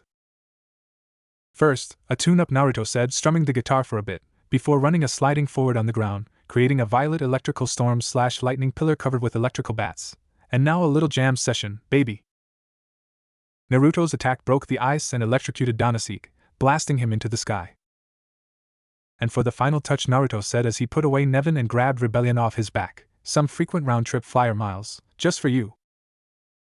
Naruto threw Rebellion, with Donasek crying out in pain as Rebellion hitting him multiple times before returning to Naruto, who then channeled energy into Rebellion, which in turn spitted out an orb that Naruto grabbed, the orb turning into a bluish silver-colored claymore with a blade that's long and double-edged, with the forward-facing edge curving outward to form the guard. It an alternate version of Rebellion Naruto called Soul Rebellion. God too? Donasek exclaimed in shock. Yep. 3's a party, and 4's a bitch.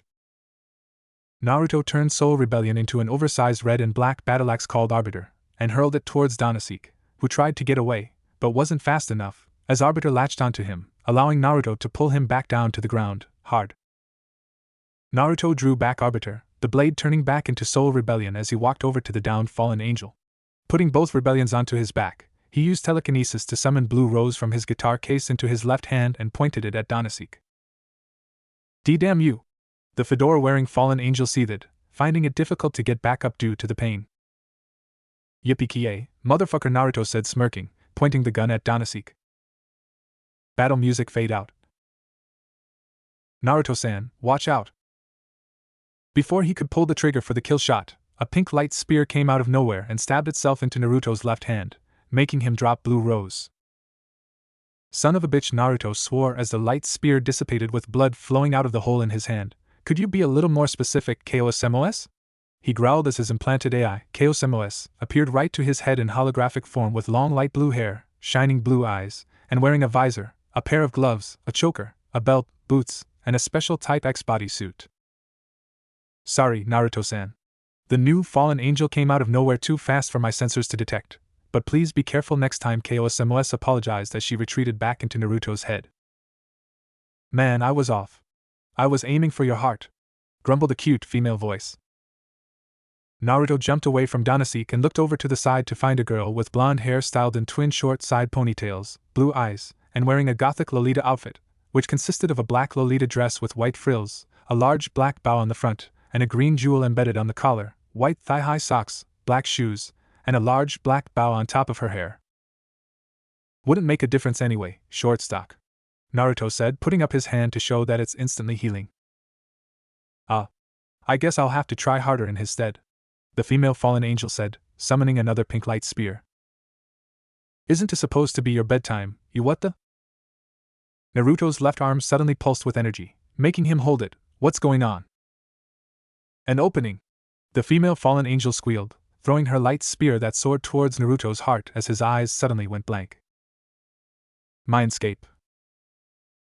Naruto opened his eyes to find himself in the mindscape she shared with his sisters, which taken the form of a huge plain with skyscrapers on the horizon. I'm far from the main area, Naruto thought as he looked around. What's going on? Suddenly, a ring of fire came out of nowhere to surround Naruto, who took a defensive stance and looked around wildly until he found Arwen behind him. Arwen-chan, Naruto started slowly. What the hell's going on? Arwen pointed her finger behind her main master, asked him. He requested me to pull you in to see you. We finally meet at last, descendant of Sparta. What the? That voice sounds kinda familiar, huh? Naruto whipped around and came eye to eye with a huge red western dragon with its green eyes shining red at the moment. Who are you? Naruto demanded. How did you get inside me? How? The red dragon repeated. I've been with you ever since your birth, hibernating until now. Your goddess girlfriend sealed me inside you around the same time Arwen-sama, and your dragon of the darkness flame sealed herself into you, so I wasn't detected. As for who I am me. I've always been talking to you, but you never heard me unless you were asleep. And now? Naruto asked, as he felt his arm pulse again, and Arwen interlaces her fingers with Naruto's other hand. I just wanted to greet you since we'll be fighting together from this day forward, Ibu, partner, since you're more than capable to wield my power. Ibu, huh? Naruto gave a slight smirk. All right then. When I retire for the night, you and I might have a long talk, but for now, I believe introductions are in order. He's Drake, one of the 3 heavenly dragons, Naruto-sama. Arwen informed him. He's known as the Welsh Dragon and the Red Dragon Emperor. He is also feared among the 3 factions for his destructive powers. However, despite all of that, he still doesn't hold a candle to me when I release my full powers, but he's still useful. I see. Naruto nodded to Arwen and kissed her on the cheek, making her blush, before turning his attention to Drake, who muttering something along the lines of Arwen always having him and a white guy by the balls. Nice to meet you, Drake. My name is Uzumaki Naruto, but of course, you know me as Uzumaki Namake's Naruto Sparta. Right now, I'm in a fight with a couple of fallen angels, and thankfully, time's slow here for me because an hour here is a minute outside. For now, you owe me rent. So for that, I'll take whatever you got to offer. Drake looked surprised for a moment before laughing out loud. You didn't need to go that far, but you got balls cocky, I'll give you that. Very well then, Naruto Ibu, take the scared gear that is my power and go forth. You have my blessing. Drake roared and spat a stream at Naruto, who shot out his pulsing left arm to grab the flame. At the same time, Arwen channeled her power through Naruto, the result being a crimson and silver light engulfing Naruto and his mindscape. Go get him, Naruto Ibu. Show them the power of the dragons, Naruto-sama.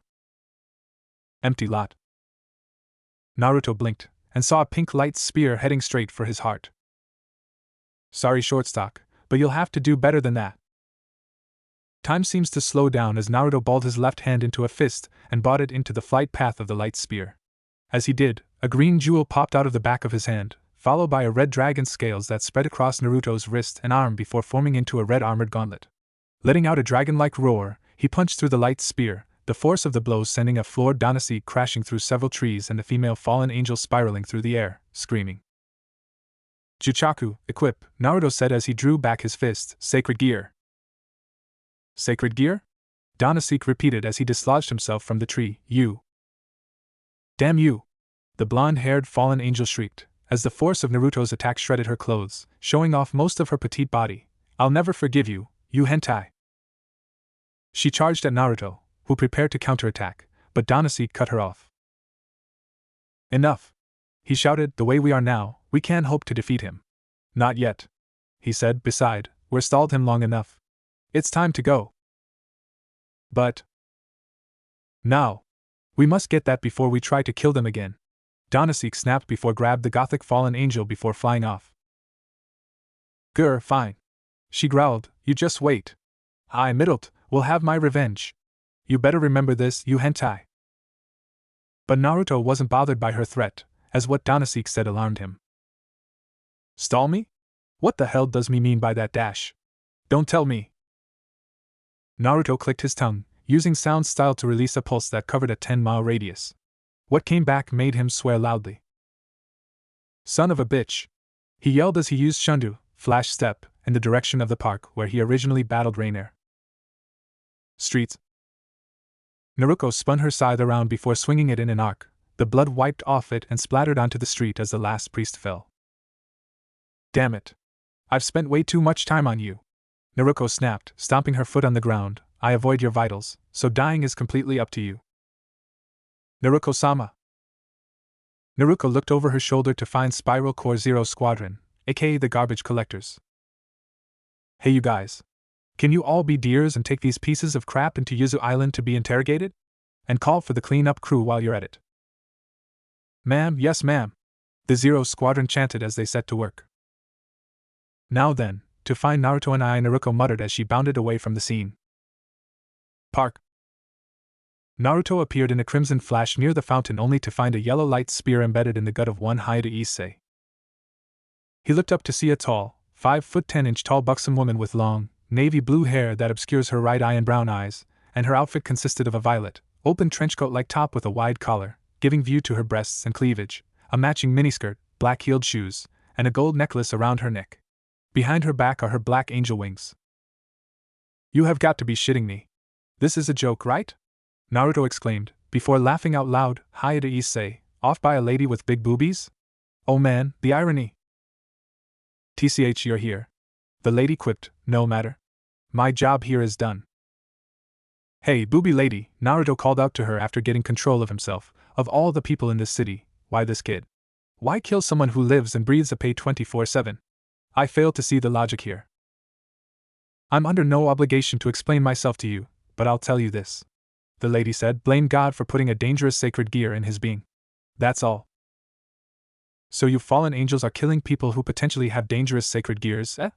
Naruto cracked his knuckles. Unfortunately for now, you just killed a student of Ko Academy, and as the leader of Ko Academy's Special Investigation and Disciplinary Committee, I can't let this action slide. I'm going to eat you to death, fallen angel. Naruto leapt up at the buxom fallen angel, his sacred gear cocked back, ready to send her to hell, but Calwarner dodged his attempt with widened eyes. You've awakened your sacred gear, the fallen angel gasped. TCH, damn it. This wouldn't have happened if Rainier just left you alone as Azazel-sama ordered. Naruto then summoned a magic circle beneath his feet and bounced off it towards Calwarner, but he dodged again and flew higher as Naruto landed on the ground. I have no more reason to stay here. The fallen angel said, I stand no chance against you until we get that. Remember this, I am fallen angel Calwarner, for the next time we meet, it will be your end. She threw a light spear at Naruto, but the blonde deflected it as Calwarner flew off at high speed. Oh, as expected from a one-trick pony. She retreats fast if nothing else like her friends. Naruto noted, but she doesn't matter right now. Naruto looked over at Issei, who but fading fast from the wound in his gut. Naruto-senpai, Issei said weakly. This may sound cold Aragaki, but you're fucked. Naruto said as Issei coughed up blood. What the hell happened?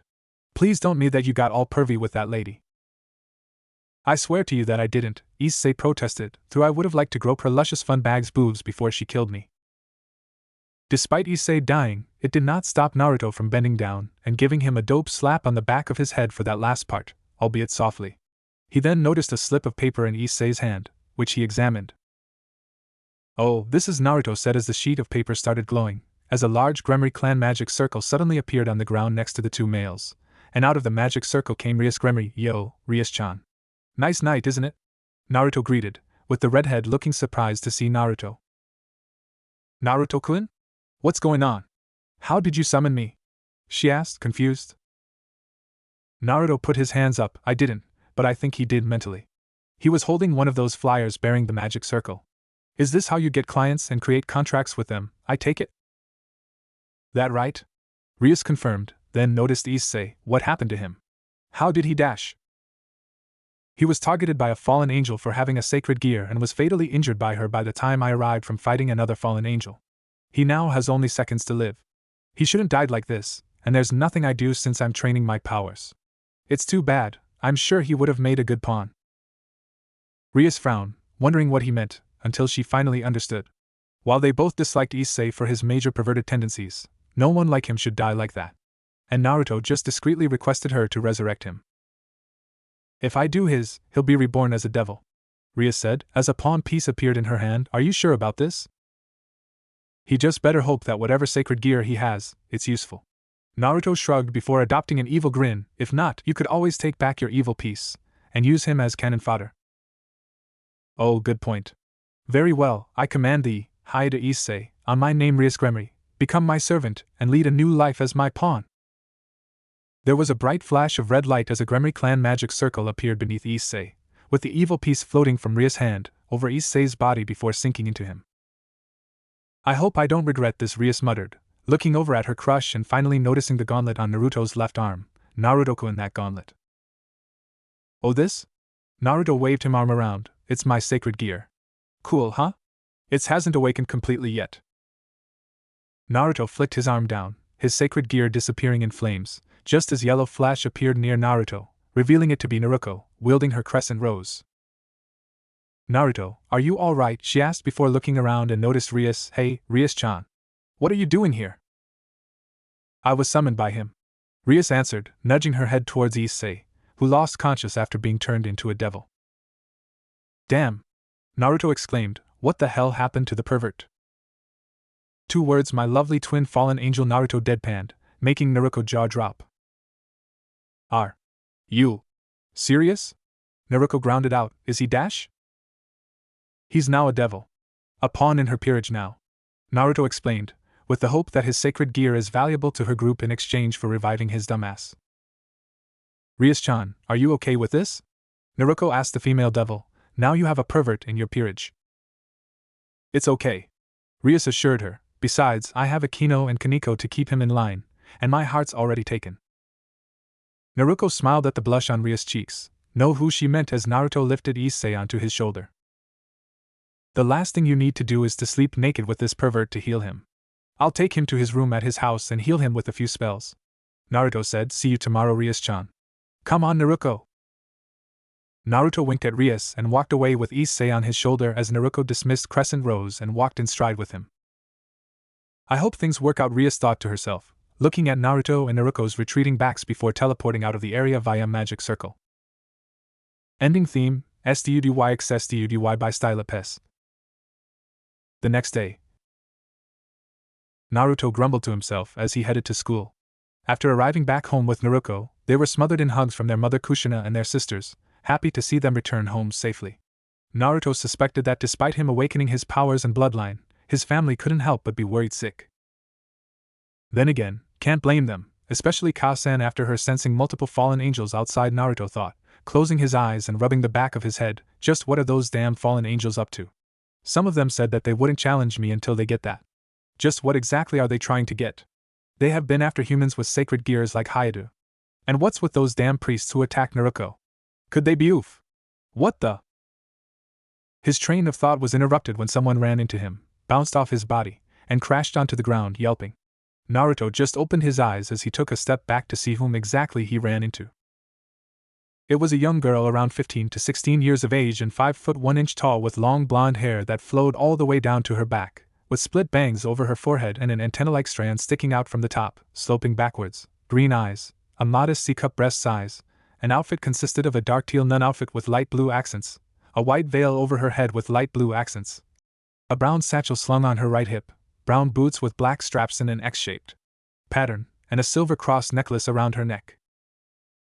Right now, she was face down on the ground on her knees, her dress bunched up exposing her white panties for the whole world to see. Wah! She whined as she rolled over on her rear, shaking the cobwebs out of her head. Why did I trip again? I'm such a klutz. Huh! She opened her pure and innocent green eyes to find Naruto standing there with an amused look on his face as he stuck his hand out. Oh, I'm sorry! She squeaked. Don't worry about me, I'm fine. More importantly, are you all right, Sister-san? He asked. Looks like you took quite the spill there. Yes. Thank you very much, she replied as Naruto helped her up. I'm Asia Argento. Nice to meet you. Likewise, Sister Asia. Naruto replied back, giving her his signature foxy smile that made her blush. I'm the leader of Koe Academy's Special Investigation and Disciplinary Committee, Uzumaki Naruto. What is this strange energy reading I'm getting off her? Naruto, though, as they looked deep into each other's eyes, does she possess a sacred gear? Uzumaki Mansion, living room. Kushina-sama. What is it, Tayuya? Lying on the sofa board, Kushina looked over to see Uzumaki Tayuya, a young girl who's 5 foot 4 inches tall with long, untamed red-pink hair, light brown eyes, D-cup breasts, and wearing a modified Uzumaki clan-made outfit that looks similar to a French-made outfit. I'm here with a status update on our new friend, the fallen angel Rainier. Ino and Nia found some kind of block on her memories, along with implanted ones as well. Implanted memories? Kushina repeated, sitting up interested. Can you tell what they are? The blondies are working on it, but personally, I think the bitch never meant to become a fallen angel. So far, some of the implanted memories are of her raping and killing an innocent boy. Tayuya reported while grimacing. We should wait until Naruto gets back so that she can tell him what she's told us about the fallen angel's plans, and then we can remove the block. Alright. For now, keep her under observation. I'll be down in a bit to question her myself, Kushina said, getting up and stretching. Yes, ma'am, for now, me and Kin will continue to play some sweet tunes for our prisoner, Tayuya said, bowing before heading back to where Rainier is being held. Blocked and implanted memories on a fallen angel? What the hell's going on? Kushina thought, scratching her head before her eye widened. Don't tell me was she only used to take down Naruto as an unwilling participant? If so, who's the real culprit? Streets. Meanwhile, Naruto was escorting Asia to her destination after repacking her suitcase that fell over when Asia ran into Naruto.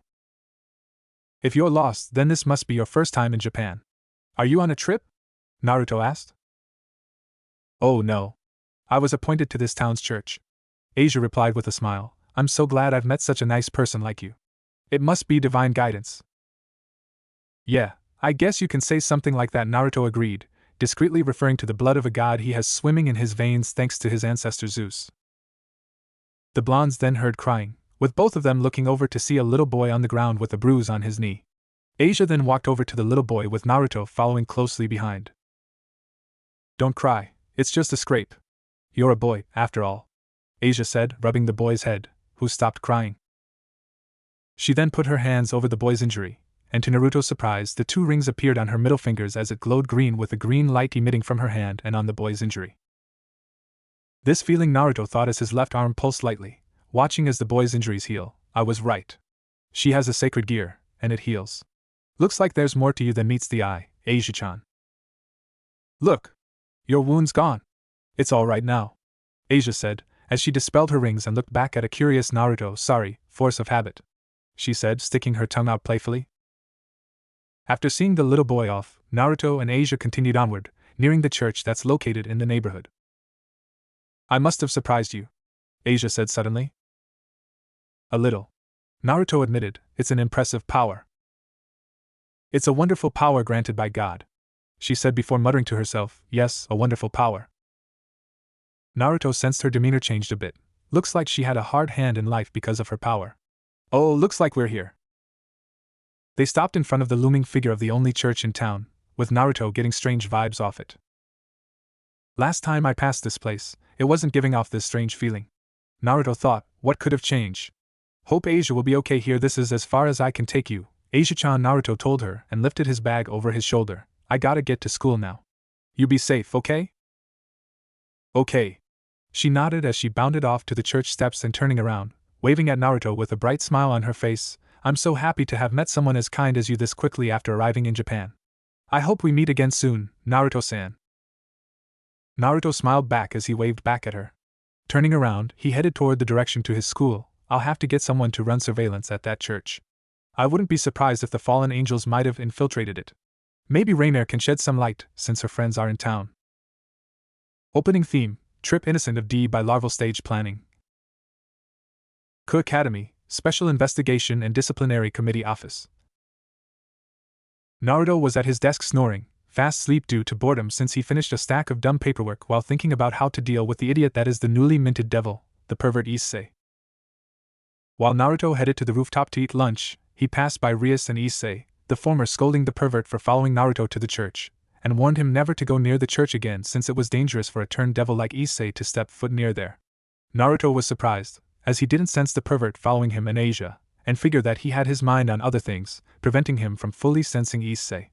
That and Issei was no threat to Naruto. The pervert was about to provide a pathetic excuse when Naruto walked past the two devils and dopes slapped Issei on the back of his head while he was at it, and giving a wink to Rias, making the female devil blush. A pillar of fire suddenly appeared in the middle of the office, making the blonde jerk awake.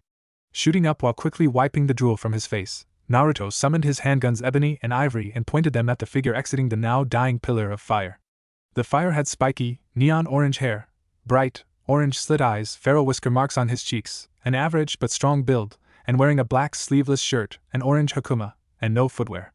He also has orange fox ears and black goggles on his head, and a long black katana in an orange sheath strapped to his waist. Inari-san. Don't do that, you prick! Naruto snapped at the Lord of Foxes as he dismissed Ebony and Ivory. Hey Kit!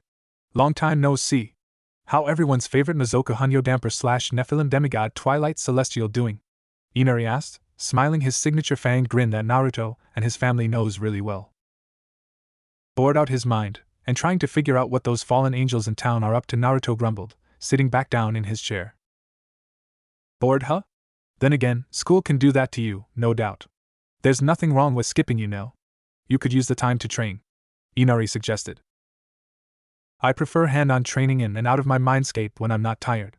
How's Kami-chan, Yami-chan, and Shini-chan? Naruto asked since he hasn't held from the three Japanese goddesses since his ascension. They're on a rampage, doing more than reading the riot act to the other fallen angels, and I have to take over their paperwork. Anyway, the reason I came by is that I got a job for you, now that you've awakened your powers, Inari said, producing a scroll and opening it. I haven't even begun the building plans for the Devil May Cry shop done, and already you have me working. Naruto groaned before straightening up. So, what's on the menu? Right, there's a stray devil along with some lesser demons we know and love running around in the area that need eliminating.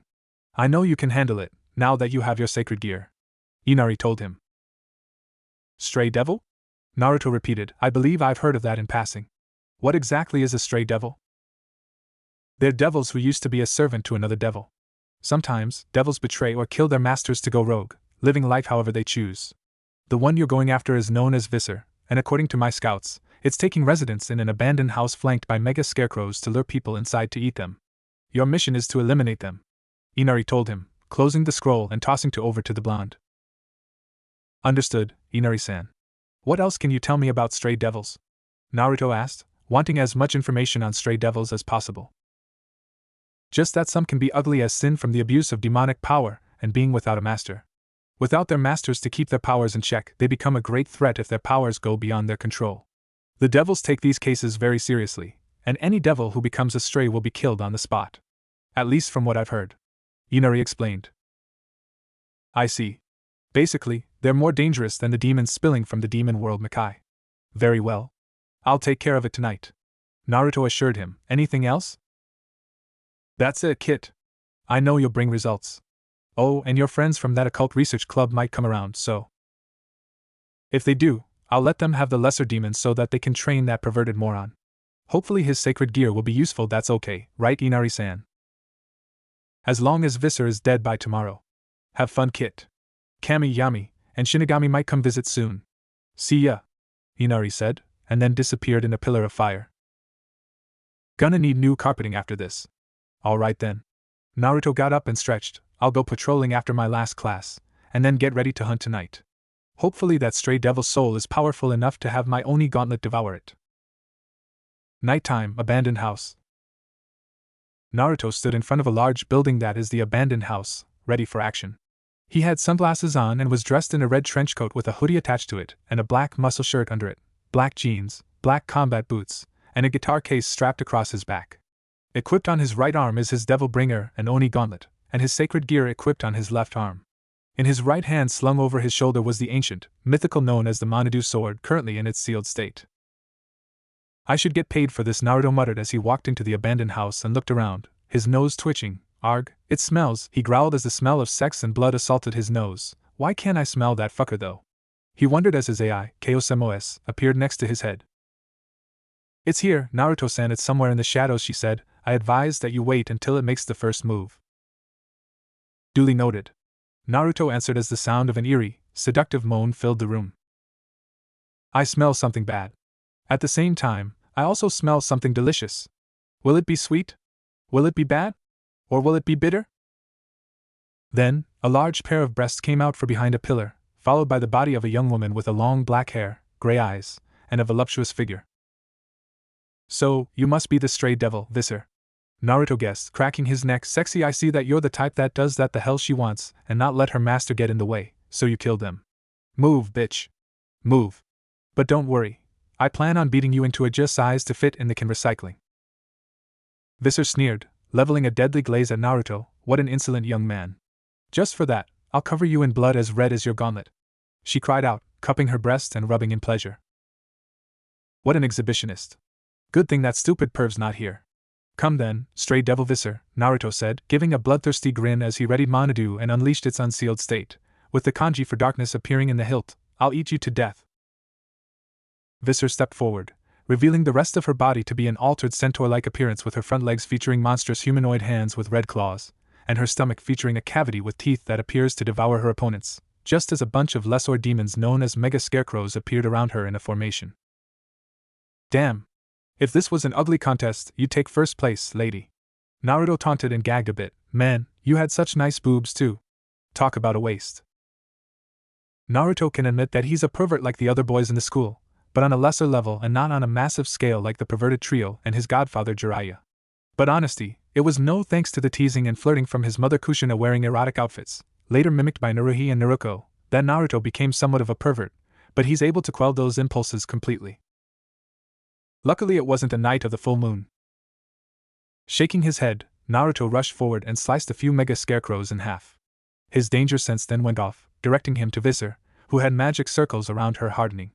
Roaring, she fired off rounds and rounds of energy beams from her breast, making Naruto dodge out of the way, with one of the beams hitting a wall and melting it.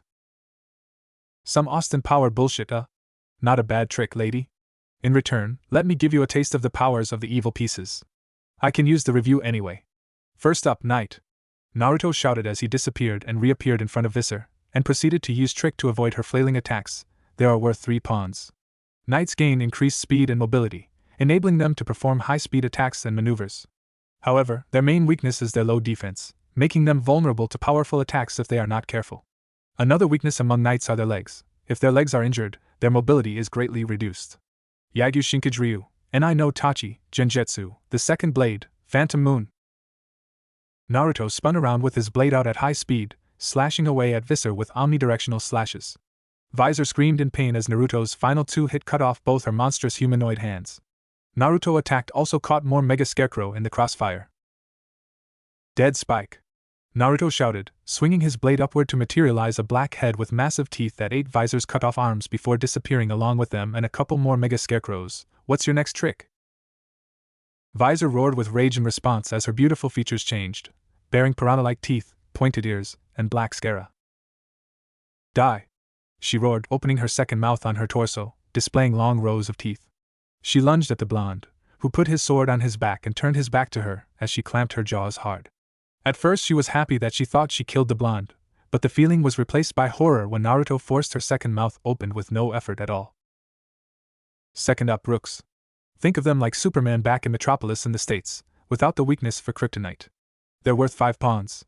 Rooks gain superhuman strength, leading to high offense and defense. However, they are not very quick, and can get beaten easily by a high-speed opponent. By the way, your mouth down here needs some extra strength tic-tacs, seriously. But rest assured, I can fix that. From his position, he threw powerful haymakers at Visser's second set of teeth, painfully knocking the teeth out literally, with the final punch being a leaping uppercut to Visser's face, sending her flying in the air. Next up, we have the good old bishops. They're worth 3 pawns. Bishops gain enhanced magical abilities, which they can use to conjure up a multitude of spells like offensive, healing, etc. However, more powerful spells consume most of their magical power, which takes a long time to regain, forcing them to use their power carefully or risk becoming vulnerable to physical attacks. Prepare yourself, Naruto said when a light blue dome surrounded Visser as unique spell circle and pillars of light appeared above her. I, who stand in the full light of the heavens, command thee, who opens the gates of the underworld. Come forth from the land of the dead, divine lightning. The end is near. Indignation. Multiple lightning bolts crashed through the abandoned house and hit their target, putting hole through the stray devil, paralyzing her whole body, preventing her from screaming out in pain again. And finally we have the queen. They're worth 9 pawns. Queens possess all the characteristics of rooks, knights, and bishops, making them the most balanced piece as well as the most powerful. Now what to finish you off with? Let's see. Naruto adopted a mock-thinking pose, tilting his head to the side when Visser attempted to shoot him with the beams from her breasts. Oh, I know! Naruto twirled his swords around before swinging them at an incoming mega scarecrow that was rolling right at him. Batting it away, it flew straight through Visser's chest, causing a fountain of blood to pour out as she screamed in pain. Then, Naruto raised his right index finger up, and with a grin, created a plain mini raisin shuriken, with 5 smaller Rasengan orbs each representing fire, water, wind, earth, and lightning circling around it. Dinner is served. I call this little number the mini planetary raisin shuriken. Any last words, Visser?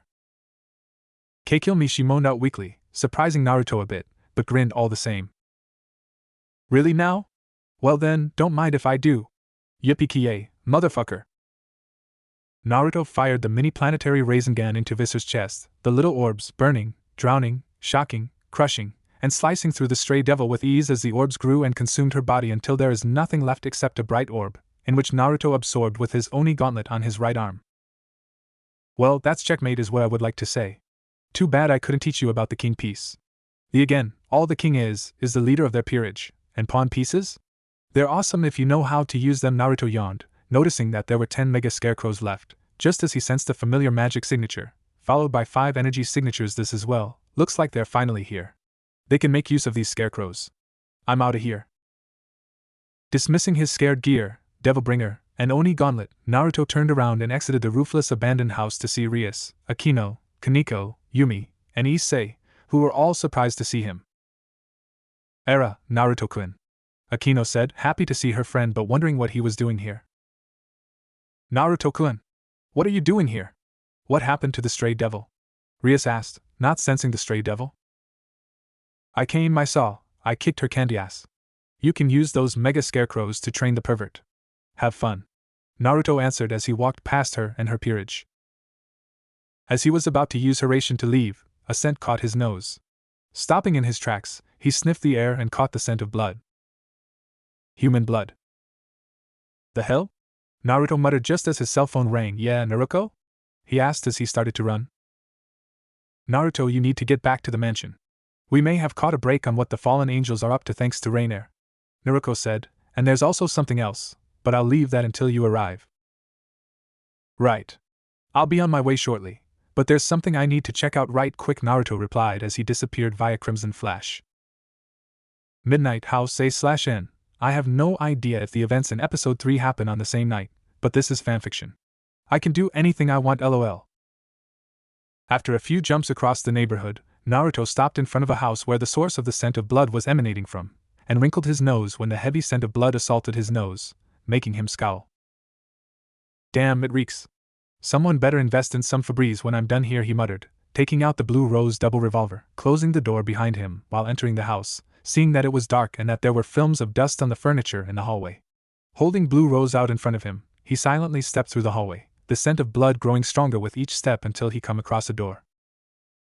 Kicking the door in and stepping into the room, he finds a pool of blood leading to the site of a bloodied, mutilated corpse nailed to the wall. Per soul, Naruto thought before eyeing the traces of a magic circle. Was he one of Ria's clients? Fitting, isn't it? Punishment for the wicked, that is. Naruto turned to see a young man with short white hair and red eyes wearing clerical clothing, sitting on one of the sofas in the living room, relaxing. "I'm quoting the holy scripture here," said the young man as he turned toward Naruto with his tongue out and a disturbing smile on his face, something you devils would never understand. "And you are?" Naruto questioned as the young man got up from the sofa, setting him on edge since the guy smelled of blood from the corpse. "Who, me?"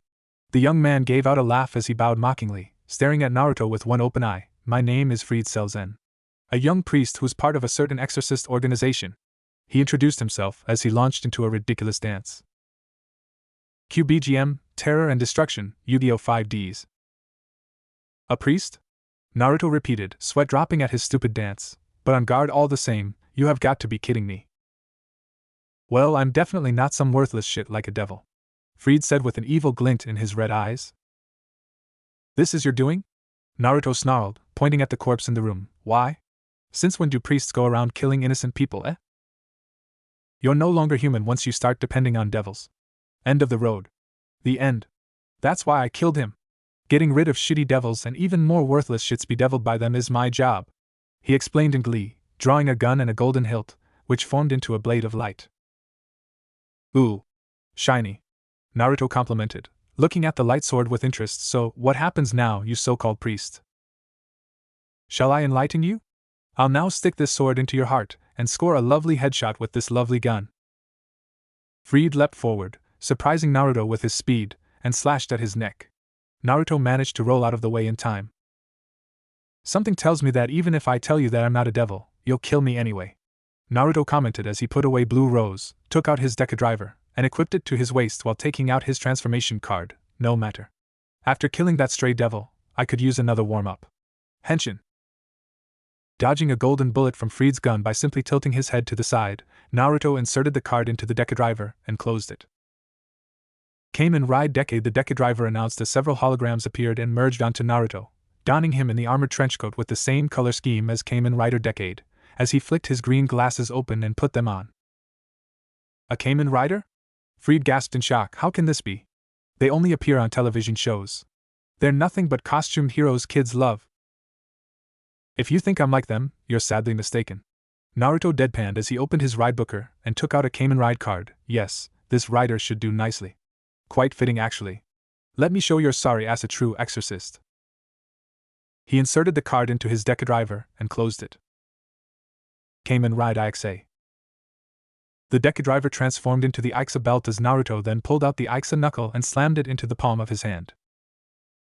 "Ready. Once more Henshin." Inserting the Ixa knuckle into the Ixa belt, the belt announced, fist on as a fragment of light shot out, forming into hologram of Ixa and slammed into Naruto, changing the color scheme of his armored trenchcoat to white armor with blue and golden accents, and the main weapon, Ixa Caliber gun mode in his right hand. "Now then," Naruto said airily as he put on a pair of red sunglasses that materialized, and bursted with power, completing his form change into Kamen Rider Ixa burst mode. "You bastard!" Fried yelled, banishing his weapon at Ixa. "Ixa's one of my favorite riders. How dare you defile his greatness, you fucking devil!" Naruto let out a taunting laugh as he changed the Ixa Caliber from gun mode to sword mode. Well, the users were a bunch of until they got some character development, but enough about them. You should be more concerned with me eating you to death. BGM fade out. Q battle theme, Fight for Justice TV size, Kamen Rider Kiva. Both combatants charged forward and caught their blades in a deadlock. Fried then pointed his gun at Naruto's head, but the reddish blonde ducked when Fried's gun went off and slashed at his midsection. Fried quickly blocked, but the force of the blow sent him crashing into the wall. Twirling his sword, Naruto lunged forward with a stinger. Fried attempted to stop him by shooting at him, but the bullets bounced off his figure. Fried then desperately threw his body to the side, with Naruto's sword implanting itself into the wall. Fried shot forward with stab of his own, but Naruto countered with a snap kick to the face, sending him flying back, allowing him to quickly pull his sword out. Kokujin, Shippu, Empty Sky Form, Squall/Summer's Advance. Naruto shouted, swinging his sword down, creating a huge projectile wave that hit Fried dead on in the air, making him crash through the sofa he was previously sitting on, and into a wall again. Bansho Tenin, Universal Pull. Fried was then pulled forward towards Naruto, who then headbutted Fried when he got close, planting him on the floor.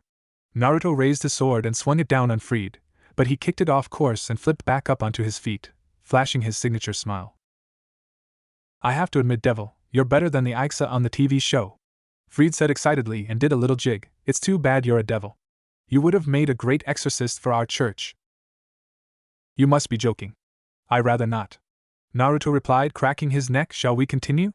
I'm actually enjoying myself, so entertain me more.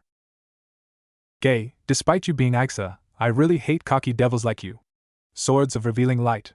Freed shouted as he moved into attack. What? He also has the power to activate Yu-Gi-Oh card effect in real life too? Aixa thought, slightly panicking as he parried the blow, but Freed hit Naruto with a palm strike and muttered something. A loud ringing noise assaulted Naruto's sensitive ears, stunning him as light swords appeared and rained down around him, binding him where he stood. Shit! Naruto growled, struggling. I can't move. You're mine now, you stinking devil! Freed screamed in delight as he was about to bring his sword down, but a scream of horror stopping the priest in his tracks, making him and Naruto look over to the door. Battle music fade out. It was a young woman in a nun outfit with her hand over her mouth and a look of horror on her face, staring at the mutilated corpse on the wall, a young woman that Naruto recognized all too well. Asia-chan? Naruto thought, confused, what the hell is she doing here? Oh, Asia-chan, my assistant. Freed said in surprise, his words making Naruto's eyes widen behind his glasses. Are you done setting up the magical barrier? Asia-chan is this nutjob's assistant? You have got to kidding me, again. Just what the hell is going on around here? Naruto thought fanatically before muttering, Kaios, you there? Kaios appeared behind Naruto's glasses on his Iron Man-like HUD. Naruto-san? I need you to contact the mansion and get someone over here to my location now, on the double. Naruto ordered her as he continued to struggle against the light sword binding him. I'm having a gut feeling that things are about to get real ugly. Right away, Naruto-san, Kaios said as she proceeded to her task. This is Asia took a step back, sick to her stomach. Oh right, you're a beginner. Freed said, this is our job. We kill worthless people enchanted by devils, you see. And no way. Asia cried in disbelief, and then noticed Aixa for the first time. Who is? You keep some weird company there, sister. If I were you, I'd turn in my resignation papers. Naruto said, who was trying to break the binding swords by discreetly raising his power level. How that voice, Asia gasped as she recognized it. Naruto-san, is that you? Naruto blinked under his helmet. Wow. Good ears, Asia-chan. I'm impressed. He muttered. What? You know each other? Freed asked, surprised. Why are you? I was going home after exterminating a stray devil when I caught the scent of blood coming from this location after what I saw here. There's no way I was gonna let an like this get away with killing an innocent humans just because they rely on devils.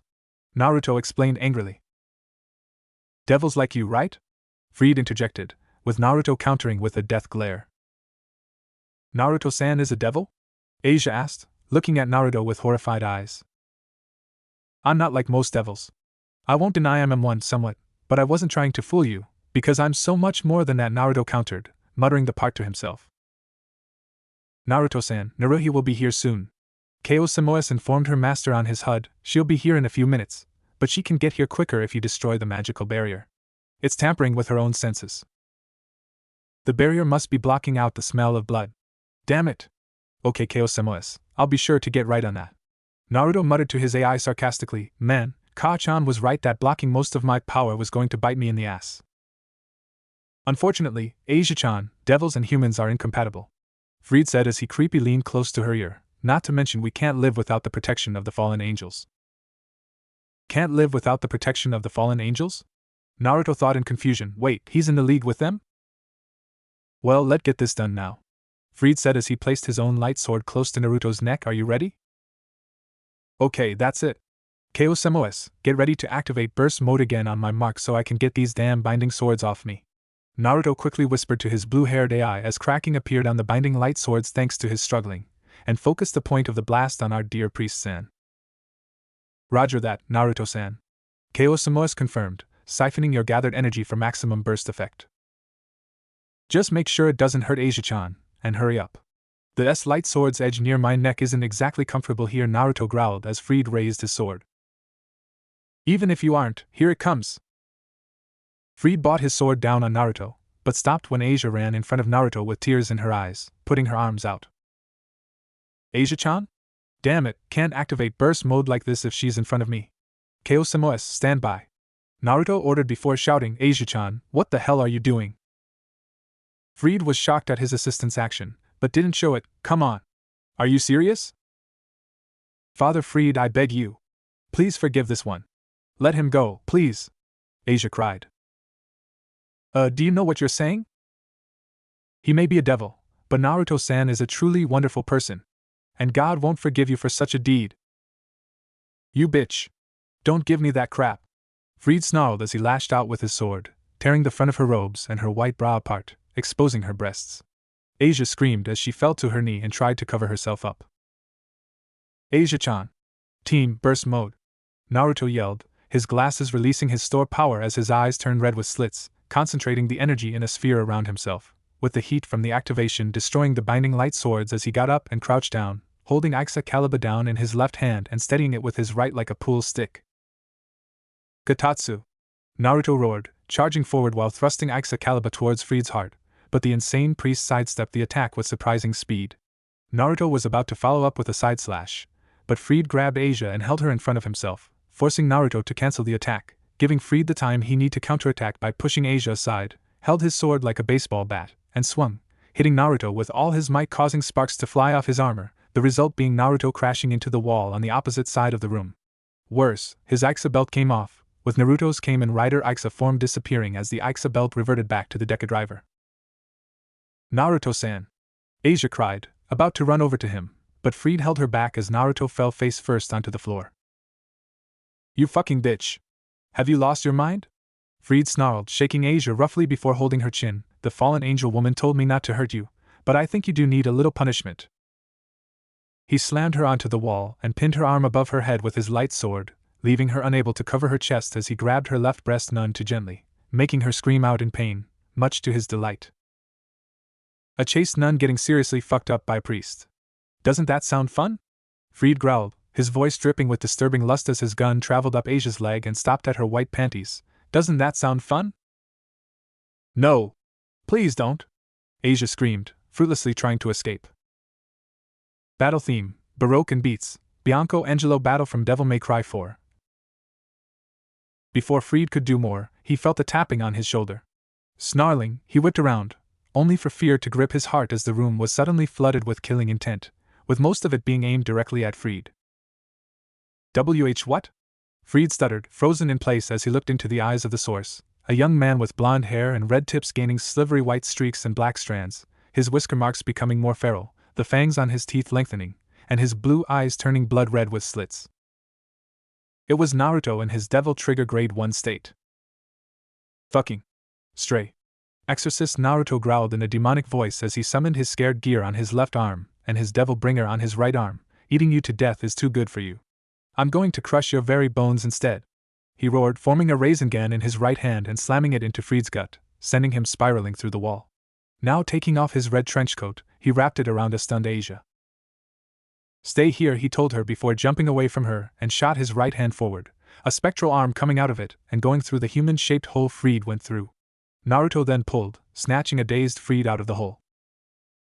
Why, you bastard, it can't be, Freed growled out, with his words laced with fear. Those swords, that right arm, you're a descendant of that damn legendary Dark Knight Sparta? Thanks for the update, stray exorcist. Naruto then proceeded to beat the holy hell out of Freed. First he delivered several brutal body shots to Freed's sternum, then added a couple kick strikes to his midsection before lashing out with his Devil Bringer, scratching Freed across his face.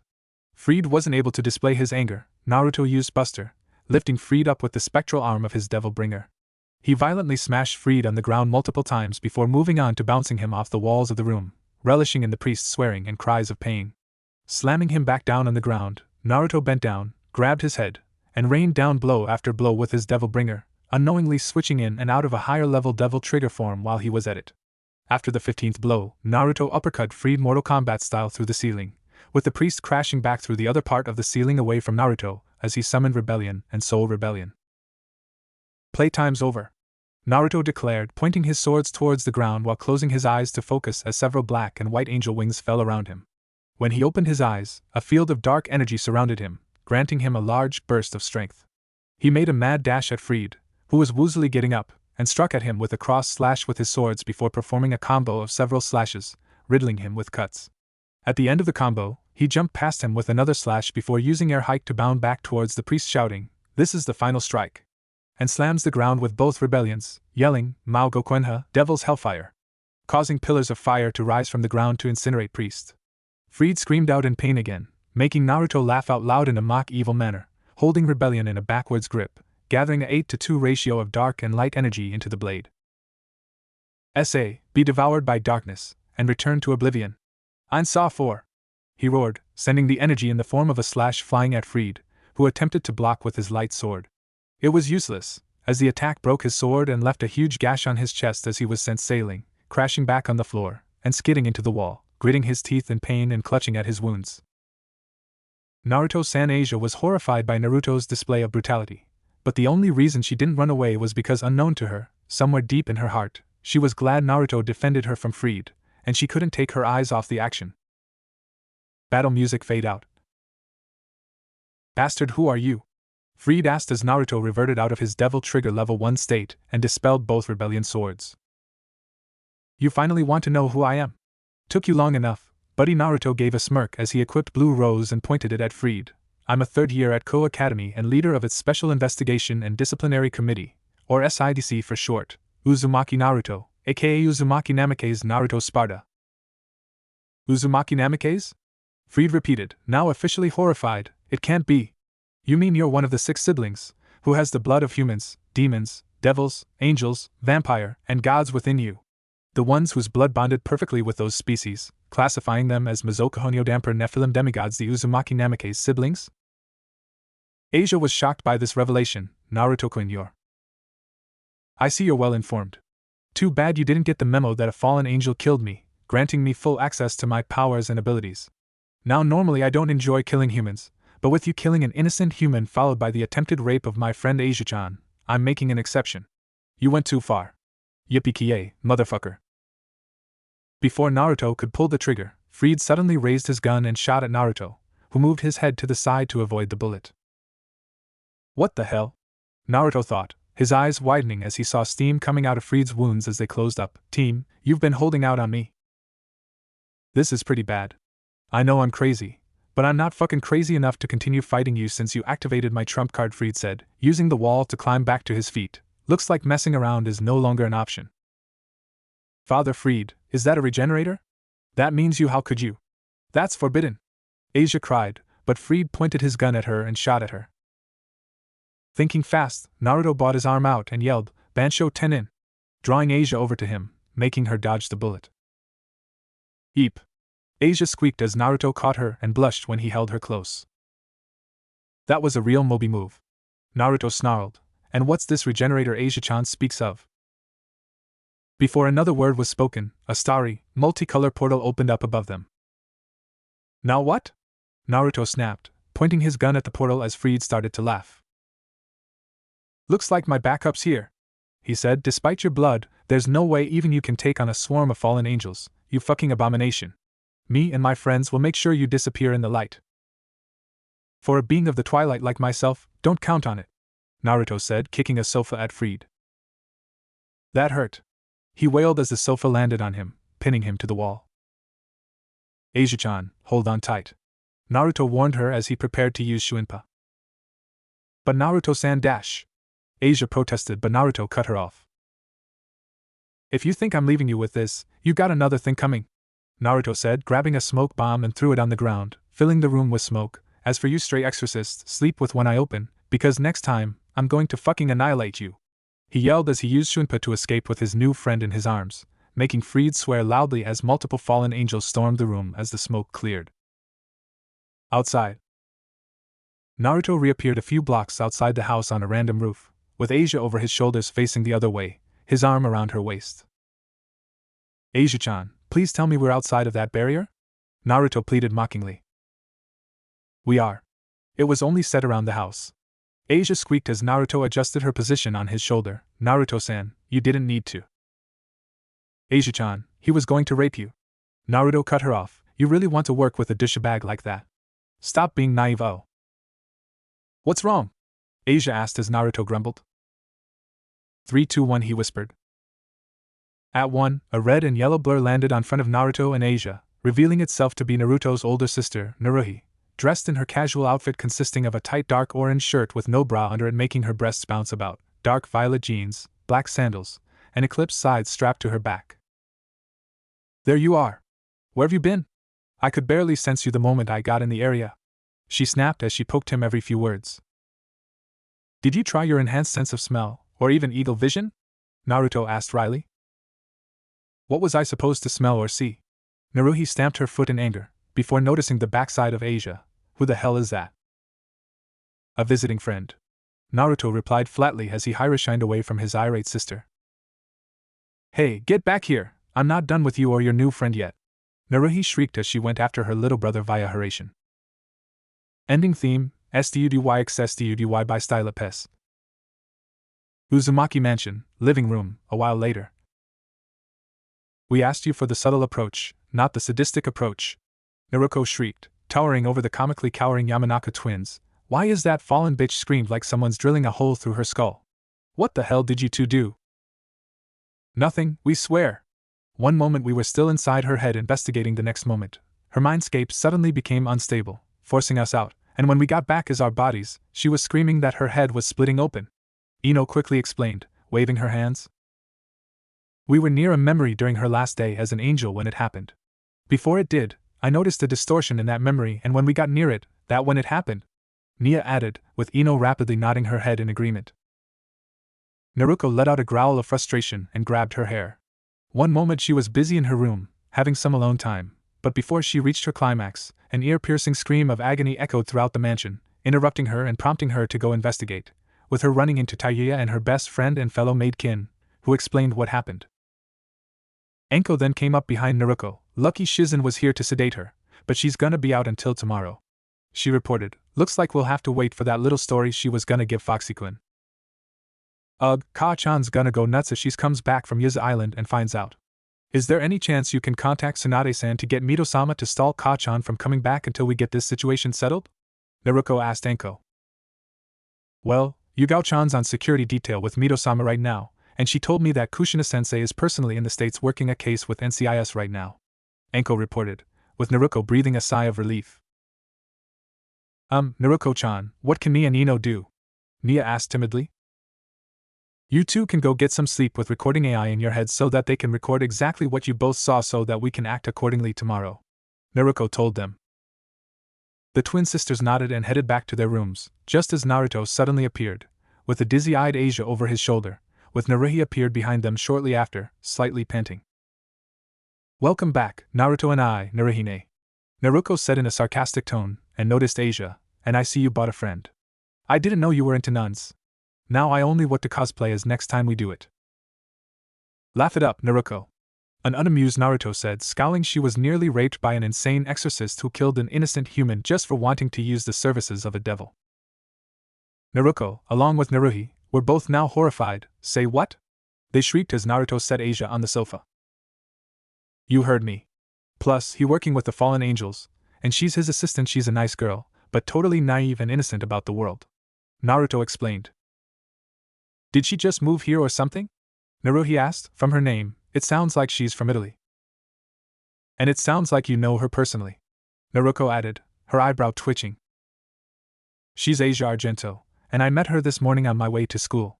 She's appointed to this town's church, which I think is taken over by fallen angels, Naruto replied. Well, that's just great. We need to hit them before they strike again. Speaking of which, it's time to interrogate Rainier, Naruhi said, but Naruko shook her head. Not happening tonight. Something happened to her while we were searching her memories, and we had to knock her out. Hopefully we can take another crack at her tomorrow, Naruko told her, making Naruhi swear, for now, she should call it a night. I assume Asia-san going to be staying here? Of course. She may have heard something in passing from that damn exorcist, Naruto said, getting up and walking upstairs. Have Sakuya prepare a room for her. It's been a long night, and I'm going to bed. I'll come with you, Naruko said, following Naruto to his room. I need your help, by the way. What kind of help would that be? Naruto asked, missing his twin sister's mischievous look while yawning. You'll find out soon enough, she whispered as they reached Naruto's room. Downstairs, Naruhi shook her head and eyed Asia, who was slowly recovering her dizzy spell. Raising her hand to her face, Naruhi hit Asia with a sleeping spell, sending her to dreamland. Naruko hadn't seen it, but I've seen you in Rainer's memories. Something tells me that you coming here and being assigned to a church taken over by fallen angels is no coincidence. Hopefully, you can help solve the puzzle of what the fallen angels are up to. Special Investigation and Disciplinary Committee Office, lunchtime, the next day. Naruko slurped her ramen as the sound of Narumi sipping her drink through a straw echoed throughout the room. Naruhi was reading an ancient-looking book while Naruna wolfed down her lunch. From what Naruto said, that stray exorcist was able to wield strong powers of light. Narumi noted, taking a break from her drink. Then, it's not just devils who become strays? Naruna asked. According to this, there are many who get expelled from the church and end up serving under a fallen angel. So, does that mean our dear guest Asia is one of those stray exorcists? Naruhi wondered as I flipped a page. Considering what nearly happened to her, no, besides, she just arrived in this country, and I sensed a pure and gentle soul within her. She's far from twisted to be a stray exorcist. Naruko deadpanned. Wait a tick. Why the hell are we talking about Asia of all people being a stray exorcist? The real question is why she was suddenly assigned to that church? With the fallen angels flying around lately, the timings of her arrival is no coincidence. Plus, Naruto heard that mentioned before he tried to rape her that the fallen angel woman told him not to hurt her. Narumi exclaimed. Plus, he has a regenerator, which is also known as an illegal artificial sacred gear, and this book says that it can only be obtained by Baya. Naruhi's eyes widened at what she read and suddenly looked green in the face, before running into the private bathroom in the office. You know, I don't even want to know what you just read, Naruko said dryly as the sounds of puking could be heard from the bathroom. So, you think Naru and I will find Asia-chan? He better. Asia's an idiot for leaving the protection of the mansion after what nearly happened to her. There could be those priests you encountered running around town for all we know. Narumi replied, returning to her drink, as Naruko nodded. Then, Naruna gave a loud, comedic belch, making the others sweat drop. Oni-chan will find her, Naruna said simply, and then we can continue to protect her from the fallen angels. Naruko and Narumi just looked at her before giggling as Naruhi came out of the bathroom, dizzy-eyed. Neighborhood streets. Naruto was walking down the street, sniffing the air. He was looking for Asia, who suddenly had the brightest idea of leaving the mansion for some crazy reason right under Satsuki and Sakuya's noses. Right now he was closing in on her possible location. Is it so hard to watch someone these days? And why the hell did she leave anyway? It's not like we were gonna keep her there forever, damn it. Satsuki-chan and Sakuya-chan are so getting it tonight, and so is Asia dash. Naruto suddenly heard a loud rumbling that sounded like a stomach growling. He turned to see a nearby playground where a young woman was swinging on the swing set with an embarrassed look on her face. Shaking his head, Naruto strided over to Asia. Opening theme, Trip, Innocent of D by Larval Stage Planning. Uzumaki Mansion, Basement, Interrogation Room. Geez, are you two blondes done or what? Look, Tayuya-san, if you want some results, you can't keep asking me and my sister, every 2 seconds, are you done yet? Are you done yet? I'll tell you when we're finished, so pipe down a notch. Ino snapped, nearly losing her concentration as she and Nia continued to swim around Rainer's memories, trying to remove the block. Why don't you join Tenten-san and Kin-san in watching the church? You know, get some fresh air? Nia suggested. I would, but remember, I'm fucking protection detail, just in case our guest here decides to go batshit crazy. You two aren't very much fighters, you know. Tayuya said, take you for example, Ino. For your current so-called ultimate move, you launch the poor son of a bitch up into the air, then you jump and spin around like a ballerina, and then kick the poor bastard. Well, excuse me for being bad at taijutsu. Ino snapped, a tick mark appearing on her head. What about you? All you're good at is support, staying back to it others with those phantom leech thingies. At least I've been working on my taijutsu on my breaks in the danger room. You two should, oh I don't fucking know, join me sometime. Tayuya suggested innocently. Yeah, I think we will. Nia nodded, elbowing her twin to keep her from retorting. Ino grumbled as she and her sister closed their eyes to concentrate, as Tayuya started to play a low tune on her flute. Downtown, McDonald's, yes, that Mickey DS LOL. Something about your food you don't like, Asia-chan? Naruto asked, after watching Asia stare at her food consisting of a burger and some fries for about 5 minutes. Are there any forks and knives around? She asked timidly. Nope. Here's now you eat them, sister, Naruto said, picking up his burger and eating it. See? I never would have guessed they could be eaten like that, Asia asked, looking amazed. Suga. Then I'd better wash my hands. Naruto's sweat dropped when Asia took out a bottle of holy water. While Naruto is of course immune to holy water, he thought that her washing her hands with it to eat some McDonald's food was a little bit extreme and over the top. If you want to clean your hands, there's something humans invented called disinfectant wipes that kills germs. Here, he said, handing her a pack of wipes, which she accepted and used them to wipe every inch of her hands. Very clean, Naruto noted, with more sweat drops to appear on his head when she held her shining hands up with a proud look on her face. Asia then put her hands together. Now then, I should pray before the meal, Lord. After 30 seconds of praying done, time to eat.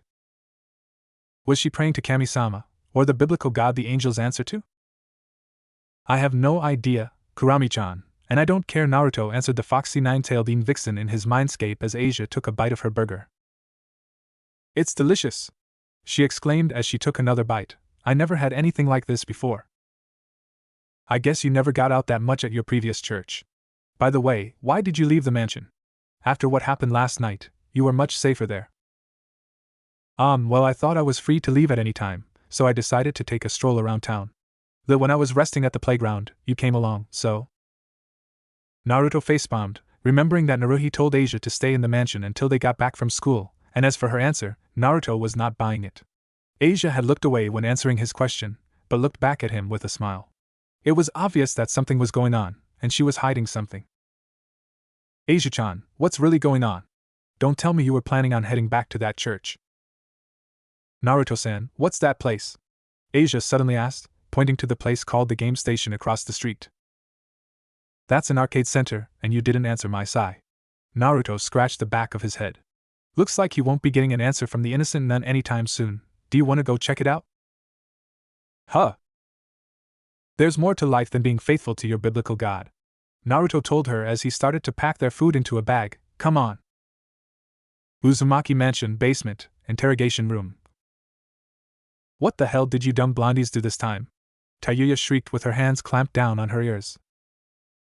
Ino and Nia finally managed to destroy the last block on Rainer's true memories, getting rid of the false memories in the process. Before they could investigate them further, Rainer's mindscape suddenly started to rain a heavy downpour, a sign of overwhelming sadness and regret. It was so strong that it started to flood the mindscape, forcing Ino and Nia to retreat back to the real world to find Tayuya flat on her rear end covering her ears and Rainer breaking down, loudly crying up a storm while apologizing profusely. We destroyed the last block on her mind. That's all. It also caused her false memories to be destroyed as well. Whatever she remembered, it caused her mindscape to flood. Ino explained loudly and quickly. Which means? Tayuya shouted with several tick marks appearing on her head. We're seeing her real feelings. If she was faking it, it wouldn't have rained in her mindscape, causing it to flood, Nia stated calmly. If that's the case, then she'll have no problem spilling her fucking guts out, Tayuya said, going up to Rainer, grabbing a fistful of her hair, and forced her head up, revealing her tear-stained face. Now you fallen bitch, you're going to tell us what we want to know, or else. I'll do it. What? Ino and Nia mouths dropped. Tayuya's eyebrow twitched. Pardon? I'll tell everything I know. Why the fallen angels are in this town and targeting sacred gear users, Rainer whispered, scared out of her mind. Don't you mean yourself as well? Ino asked in an annoyed tone. But I never wanted to become a fallen angel, Rainer cried as she started bawling again. Ino, Nia, and Tayuya looked at each other, and then gaped at her. Huh. Local park, late afternoon. Did you have fun today? Hi. I've never had so much fun in my life, Naruto-san. Ha, now I know you're exaggerating. Naruto and Asia were walking through the park, on their way back to the Uzumaki mansion. They spent the last couple of hours downtown in the arcade center playing video games, trying out different outfits, in Asia's case, and taking pictures inside a photo booth. All in all, it ended up as a date Naruto did not plan on having, but no matter. Then again, who cares, Naruto thought, smiling at Asia, who had a stuffed animal named Rachu in her arms. So, what's your story, Asia-chan? How'd you came to possess the power you have? It's a long story, Asia said, looking away. Naruto shrugged. I've got nothing but time. You know part of my story thanks to that insane exorcist, so what's yours? Well, my parents abandoned me right after I was born. I was told I had been found crying in front of a small European town's church, and I grew up in the orphanage there. When I was 8, a wounded dog, close to death, wandered into the church. By myself, I prayed as hard as I could. That's when a miracle occurred. After the church found out about my power, the church treated me as a saint and I was worshipped. Soon afterward, I was taken to a big church where I was ordered to heal illnesses and wounds of Christians, and many were indeed cured because of this. The rumors started to spread everywhere, so people kept coming to the church seeking aid. The church guarded me heavily and treated me well. I was so happy that my power could help people, and was very grateful to the Almighty God who blessed me with this power that could help others. My heart was filled with appreciation. But since I was called a saint, normal people would look at me differently, and I started to feel lonely. I'm guessing that your days as a saint didn't last very long. Hi. One day, I encountered a man collapsed on the floor, heavily injured, and I used my power to save him. But the man I came across was... Let me guess, a devil, huh? Naruto guessed, grimacing as Asia nodded. Hi. An exorcist was hunting him, and after I healed him, he killed the exorcist and fled. I committed a serious sin for helping a devil. The people who called me a saint and worshipped me had branded me a heretic because I had the power to heal even devils. Before I knew it, I was expelled by the church. So your healing powers work indiscriminately. I see. So, that's why you had nowhere to go and got picked up by fallen angels. Naruto's face then warped into scowl. The stupidity of humans never ceases to amaze me. Sometimes they can be just as bad as a chaotic demon like Mundus. Guess they didn't like it that the same power that can heal them can also heal their enemy. But I never stopped praying to God and expressing my gratitude. Not to mention I never knew the terrible things they were doing. Asia-chan. The Lord must be testing me. If I can overcome this ordeal, I believe that He'll will make my dream come true someday. And that dream is? Naruto asked as tears started to fall from Asia's eyes. To make friends I never have been able to make, but this time I'll make lots of friends. Together we'll buy flowers and books, chat normally, and everything. To be friends with to be able to. Well, you already made that dream come, Asia-chan. Eh? Asia looked Naruto, who was grinning. You already made a friend when you came here, and that friend is yours truly, right in front of you. And in the process you became friends with my sisters and my maids back home as they've gotten to know you. And if you enroll in Ku Academy, you're guaranteed to make even more friends. Really, Naruto-san? I mean, won't that cause trouble? Why are we still talking about this? So what if I'm a being of light and darkness and in between? So what if you're a nun? We're friends. We chatted and just had fun together, after all. That's all that matters. Naruto-san, thank you, Asia cried, hugging Naruto close. Anything for my precious friend, Naruto said, smiling. Then, Naruto's cell went off, making Asia jump back and blush when she realized how close she was to Naruto. Yeah? Naruto-kun, where are you? Have you found Asia? Ino yelled through the other line. Pipe down. Yeah, I found her. We're on our way back to the mansion. What's wrong? You've got to get her back here ASAP. We know why biz here and what the asterisk biz asterisk and angels are AF biz. Ino-chan? Ino-chan? Naruto looked at his cell. What the fuck? No signal? Naruto-san? What's going on? Asia asked nervously as Naruto grabbed her wrist. We gotta go. Hold on, he said, putting her on his back piggyback style and started to run. He only got a few yards until... Oof. Naruto crashed into something, causing him and Asia to sail back and crash onto the ground. Naruto-san. Are you okay? Asia cried. I'm fine, Naruto said as he kicked up, holding his nose and went over to the place where he ran into something and felt around. It's an invisible wall. Just great. Naruto-san. Naruto looked toward his shoulder to see Kaios Samoas materializing and pointing behind him. Naruto turned to find 3 different colored light spear heading his way. Naruto quickly pulled out blue rose and shot the 3 light spears down. Oh yeah, this is really great, Naruto said sarcastically as he produced his favorite cross-hand seal, Kage Bunshin no Jutsu, Shadow Clone Jutsu. 4 shadow clones appeared around Naruto with their Rinnegan activated, awaiting their original's instructions. The 3 for you guard Asia-chan, and you get to breaking down the barrier with whatever weapon you can think of. 3 of the clones then surrounded Asia, each with a copy of Red Queen equipped, while the other clone equipped Beowulf and proceeded to pound the barrier, as the original equipped Rebellion and Ebony and Ivory. Well, well, if it isn't the Three Stooges, Naruto said, spotting the 3 fallen angels he encountered a few days ago floating in the sky, Donaseek, Calwarner, and Middlet. I won't waste my breath. BGM, Crazy Shadow from Persona 4 the animation. Naruto grabbed Ebony and Ivory and opened fire on the fallen angels, who scattered away and flew higher into the air, but it did not stop Naruto as he increased the rate of fire. Chaos. Scan the area? Something's off here, Naruto shouted since it looked like the fallen angels were retreating. Roger. Running scan.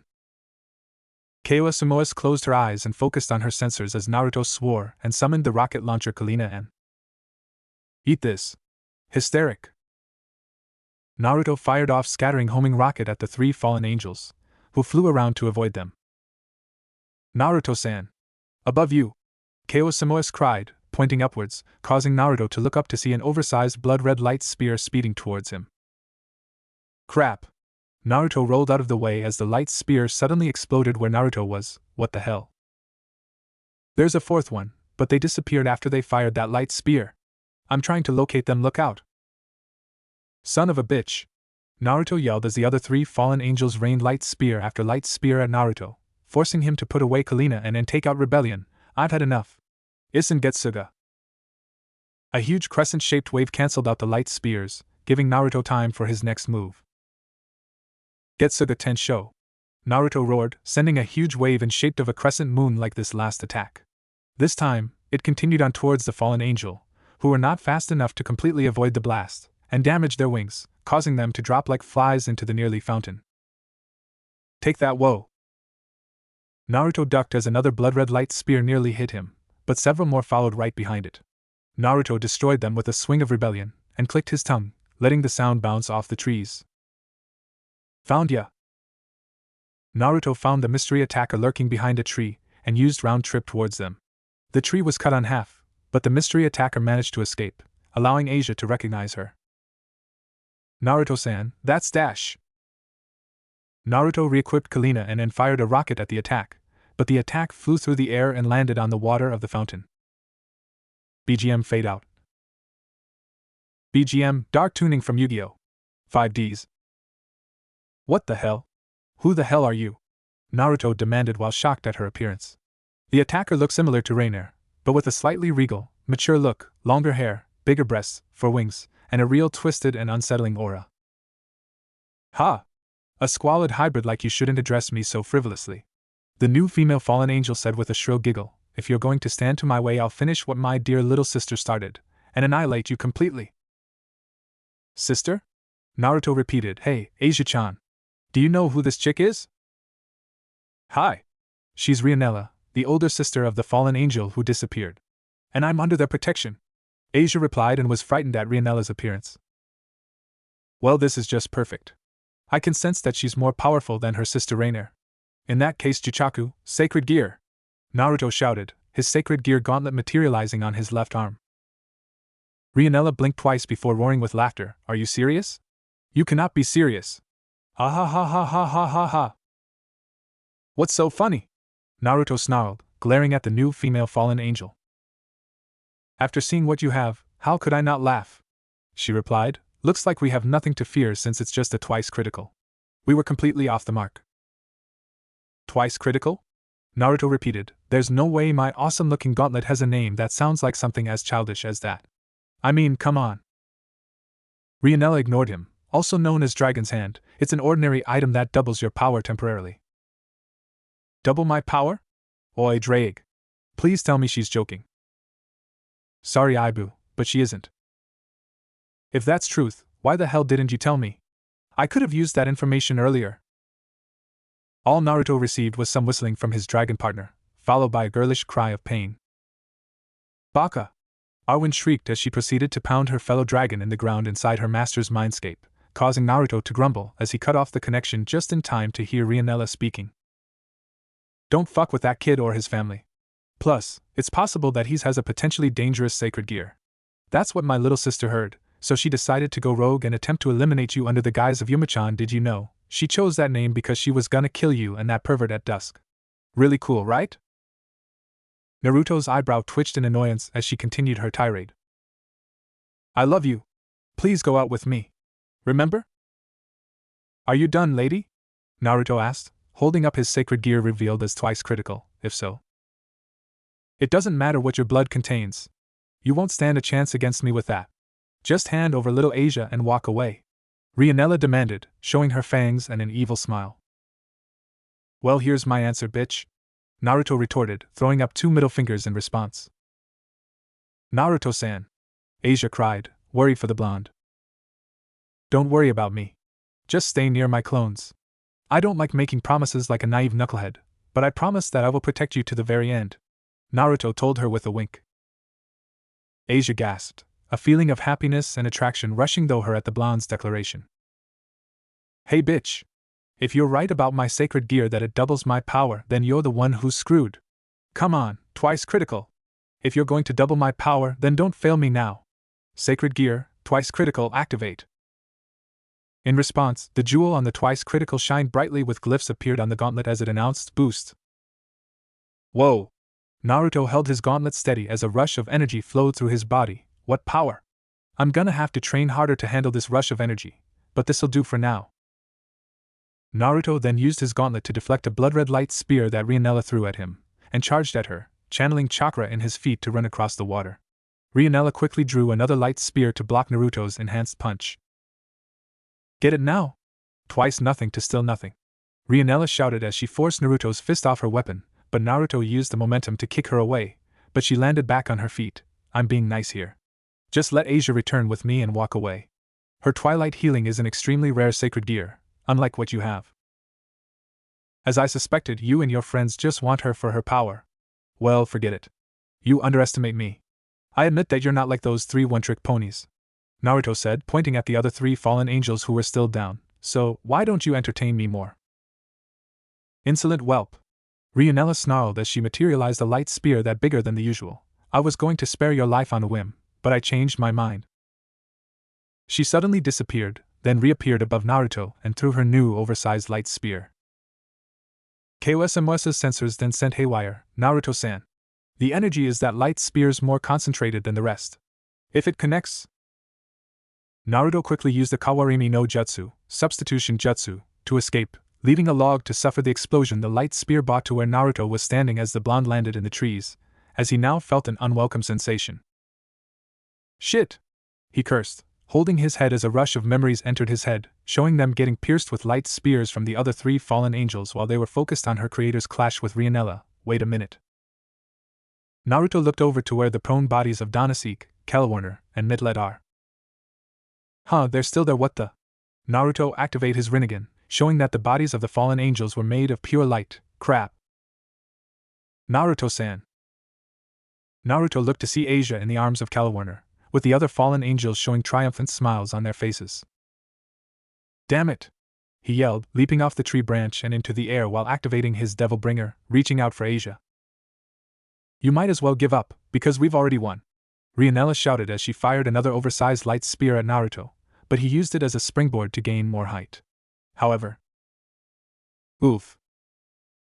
Naruto slammed face first into an invisible barrier. You've got to be kidding me, he groaned weakly as he fell into the water below. Naruto-san, no!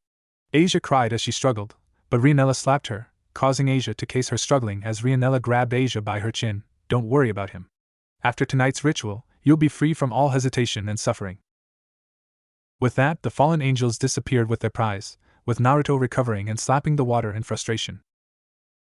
BGM fade out. Ko Academy, an hour later. There you there. Where have you been, and why are you all soaking wet? Naruto demanded as she and her sisters watched their only brother stagger back onto the school grounds with the Rat-Chew plush toy in hand.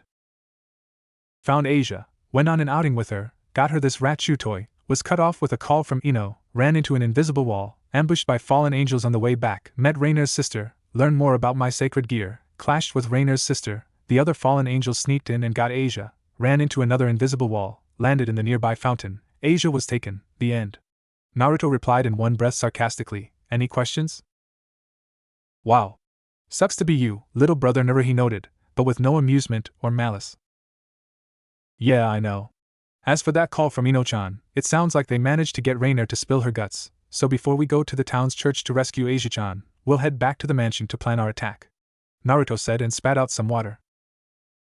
That sounds like a plan. And while we're on our way back, you can tell us how the hell those fallen angels managed to swipe Asia-chan right from under your nose. Naruko deadpanned, poking her twin on the head. I think the many levels on your limiter's screwing with your senses. Naruto just grumbled, no comment. Yeah, well, you're gonna have to shred a few levels if we're going to raid the church. No doubt there's gonna be loads of priests, along with that stray exorcist, and dare I say it, those fallen angels. I know you enjoy fighting sometimes and want them to last, but now's not the time to screw around anymore. Naruko told him sternly. I know. Naruto sighed, waving his hand. It's alright. We'll get Asia-chan back, Naruna assured him and the others. Not to mention that we'll finally put an end to those annoying fallen angels for good. Seriously, this time it's killed or be killed, and show them why the Uzumaki Namake's siblings should be feared, Databacon. Narumi declared, pumping her fist up. Yeah, we'll reduce them to ashes next time we see them, Database. Naruna exclaimed excitedly. That sounds like a plan, Naruto agreed. Don't forget guys, we have to rescue Asia-chan, Databana. Naruko shrieked. Right, the others grumbled as started their trek back to their mansion. If they stayed long enough through the school entrance, they would have saw manies of crimson red hair and black hair both whip out of sight around a corner. Uzumaki Mansion, early evening. All right, Tayuya, what did you and the twins learn from our dear guest? Naruhi asked as she and her young siblings followed Tayuya down to the basement. I think it's best that you question her yourselves. With all the crying and apologies and revelations, I've had enough fucking melodrama for one day, and I'm going to sleep after this. Tayuya replied dryly. Melodrama? What are you talking about? Naruko asked as they got to the door of the mansion's interrogation room. You find out soon enough, Naruto. Apparently there's more to Rainer than meets the eye. Though I have to warn you, Naruto, she may be a bit clingy, and you'll need a new t-shirt before you raid the church. Tayuya explained before opening the door. Clingy? Is there something I should know? Naruto asked as they stepped in. Tayuya grimaced, that her feelings are genuine. Genuine? Narumi and Naruna parroted, how? About her wanting to kill me when she gets loose. Naruto guessed, or Naruto-kun? Naruto and his sister looked around to the wall where Rainer is sitting, looking up at Naruto, her face strained with tears. Rainer, Naruto growled, but before he could say another word, Rainer leapt up and tackled him to the floor with a hug. Hey! Naruto shrieked, summoning her heavenly sword to skewer the fallen angel, but stopped when she heard the sound of crying coming from Rainer. Naruto-kun! I'm so sorry! I never meant to do what I did. That wasn't me. Rainer sobbed, holding a dumbfounded Naruto tightly. Please forgive me. Naruto didn't know how to handle this. At first he thought it was a trick, but Tayuya was right. Her feelings really were genuine, and all he could do was stroke her hair and back to calm her down. Meanwhile, Naruhi rounded on Tayuya, who was sweating. Explain, Databano. She shrieked, pointing at the scene before her. It's a long fucking story. Tayuya squeaked, getting as far away from Naruhi as possible. Just give us the short version. Naruto said quickly, and you better explain yourself as well, Rainer. Rainer sniffed and nodded, I'll tell you everything. The next 15 minutes consisted of loud gasps, extreme swearing, and death threats. Meanwhile, at the church that was to be raided, everything in it except Asia sneezed and shivered. Church, nighttime, Operation Rescue Asia. I'm pissed off, Naruto growled as he and his sisters eyed the church where Asia is being held from the roof of a house right around from it. Trust me, Oniai-chan, we know, and you're not the only one. Narumi growled back. No, I take that back, I'm really pissed off. Naruto reiterated, pound his fist in his hand. When I see Rianella again, I'm gonna drop that bitch before I proceed to tear her sorry ass to pieces so bad that death will be a mercy. Screw that. She's not gonna live to see the end of this night. Naruko agreed, sharpening her heavenly sword. Her fucking life is forfeit. Easy, my little brother and sisters. Naruhi chided them, our time will come, but first we must secure Asia. That right? We have to stay focused on the mission. Naruna added, which means first we rescue Asia, Then after we rescued her, then we gotta save her. Naruna, both those objectives are the same thing. Narumi deadpanned. Really? Naruna asked with a cute, confused look. Of course, Narumi said. Oh my god, who the hell cares? Naruko snapped, we go in, get Asia, raise hell, kill those fallen angels, and leave. Simple. Naruto nodded, then what are we waiting for? Let's go save Asia-chan. Besides, I have a fallen bitch's ass to whip. All 5 Uzumaki Namike siblings, clad in dark clothing, then jumped off the roof of the house and sneaked their way across the street to the dark and foreboding church. Hold on, Naruhi whispered, pointing to the side of the church, I hear something over there. All 5 activated their eagle eyes to find a surprising scene, 5 devils in combat against several priests who the siblings thought were guarding the front entrance. Isn't that the Occult Research Club? What are they doing here? Did they hear about what happened? Naruna wondered, her mind thinking of different possibilities. If so, then they've helped us out by leading the cannon fodder priests away. Remind me to thank Rias-chan. Shall we? Naruto said as they moved on. Putting their assassin skills to use, they silently strided through the trees, reaching the front doors to the church, where Naruko kicked them wide open. No one's here, Naruna noted, surveying the empty chapel. The fallen angels have definitely taken this place, Narumi added, pointing at a sliced-off cross in the front of the room as well as the demolished statues, and someone's here. Show yourself. A figure stepped out from behind a ruined pillar, an individual Naruto knows all too well. Hey! Hey! Hey! We meet again, shitty Twilight One. I'm getting sentimental, and I see you bought friends too. Oh, it's you, Freed. Naruto growled, baring his fangs. So, this is Freed? I'm not impressed, Naruko said with distaste. You're not alone on that front, Naruhi added with equal distaste. I never thought I'd meet the same devil twice. You know, I'm super strong, so once I meet one of your kind, he get this treatment, Freed said with a throat-cut gesture. You do know that I'm more than a devil, right? And so are my sisters here, Naruto snarled. Sorry, bud, but despite what in your blood, if there's devil's blood within it, then you're classified as a devil in my book. That's why I'm pissed, Freed retorted as he took out his gun and light sword, about you devil trash hurting my pride and ruining my policy. The girls made loud retching noise as Freed licked his gun as he finished his sentence. Enough babbling, you filth! Where's Asia-chan? Naruko demanded. Oh, the slut who fell for that devil? She's at the underground ritual site you can reach through the hidden staircase in that altar. Naruna frowned, you're pretty straightforward. Why not, since you all are going to die anyway? Freed declared, pointing his gun at the siblings. Like hell. Juchaku, sacred gear, twice critical. Naruto yelled, summoning his red gauntlet. Let's do this. No. You and Naruko go on ahead. Me, Narumi, and Naruna can take care of this, Naruhi told him while equipping the overture gun blade, with Narumi equipping blood sword scythe, and Naruna equipped her favorite weapon, the armory boar, Machoran magical staff. Naruhi opened fire while Naruna fired off several missiles on Freed, who started dodging like a madman. Oni-chan. One-chan. Go!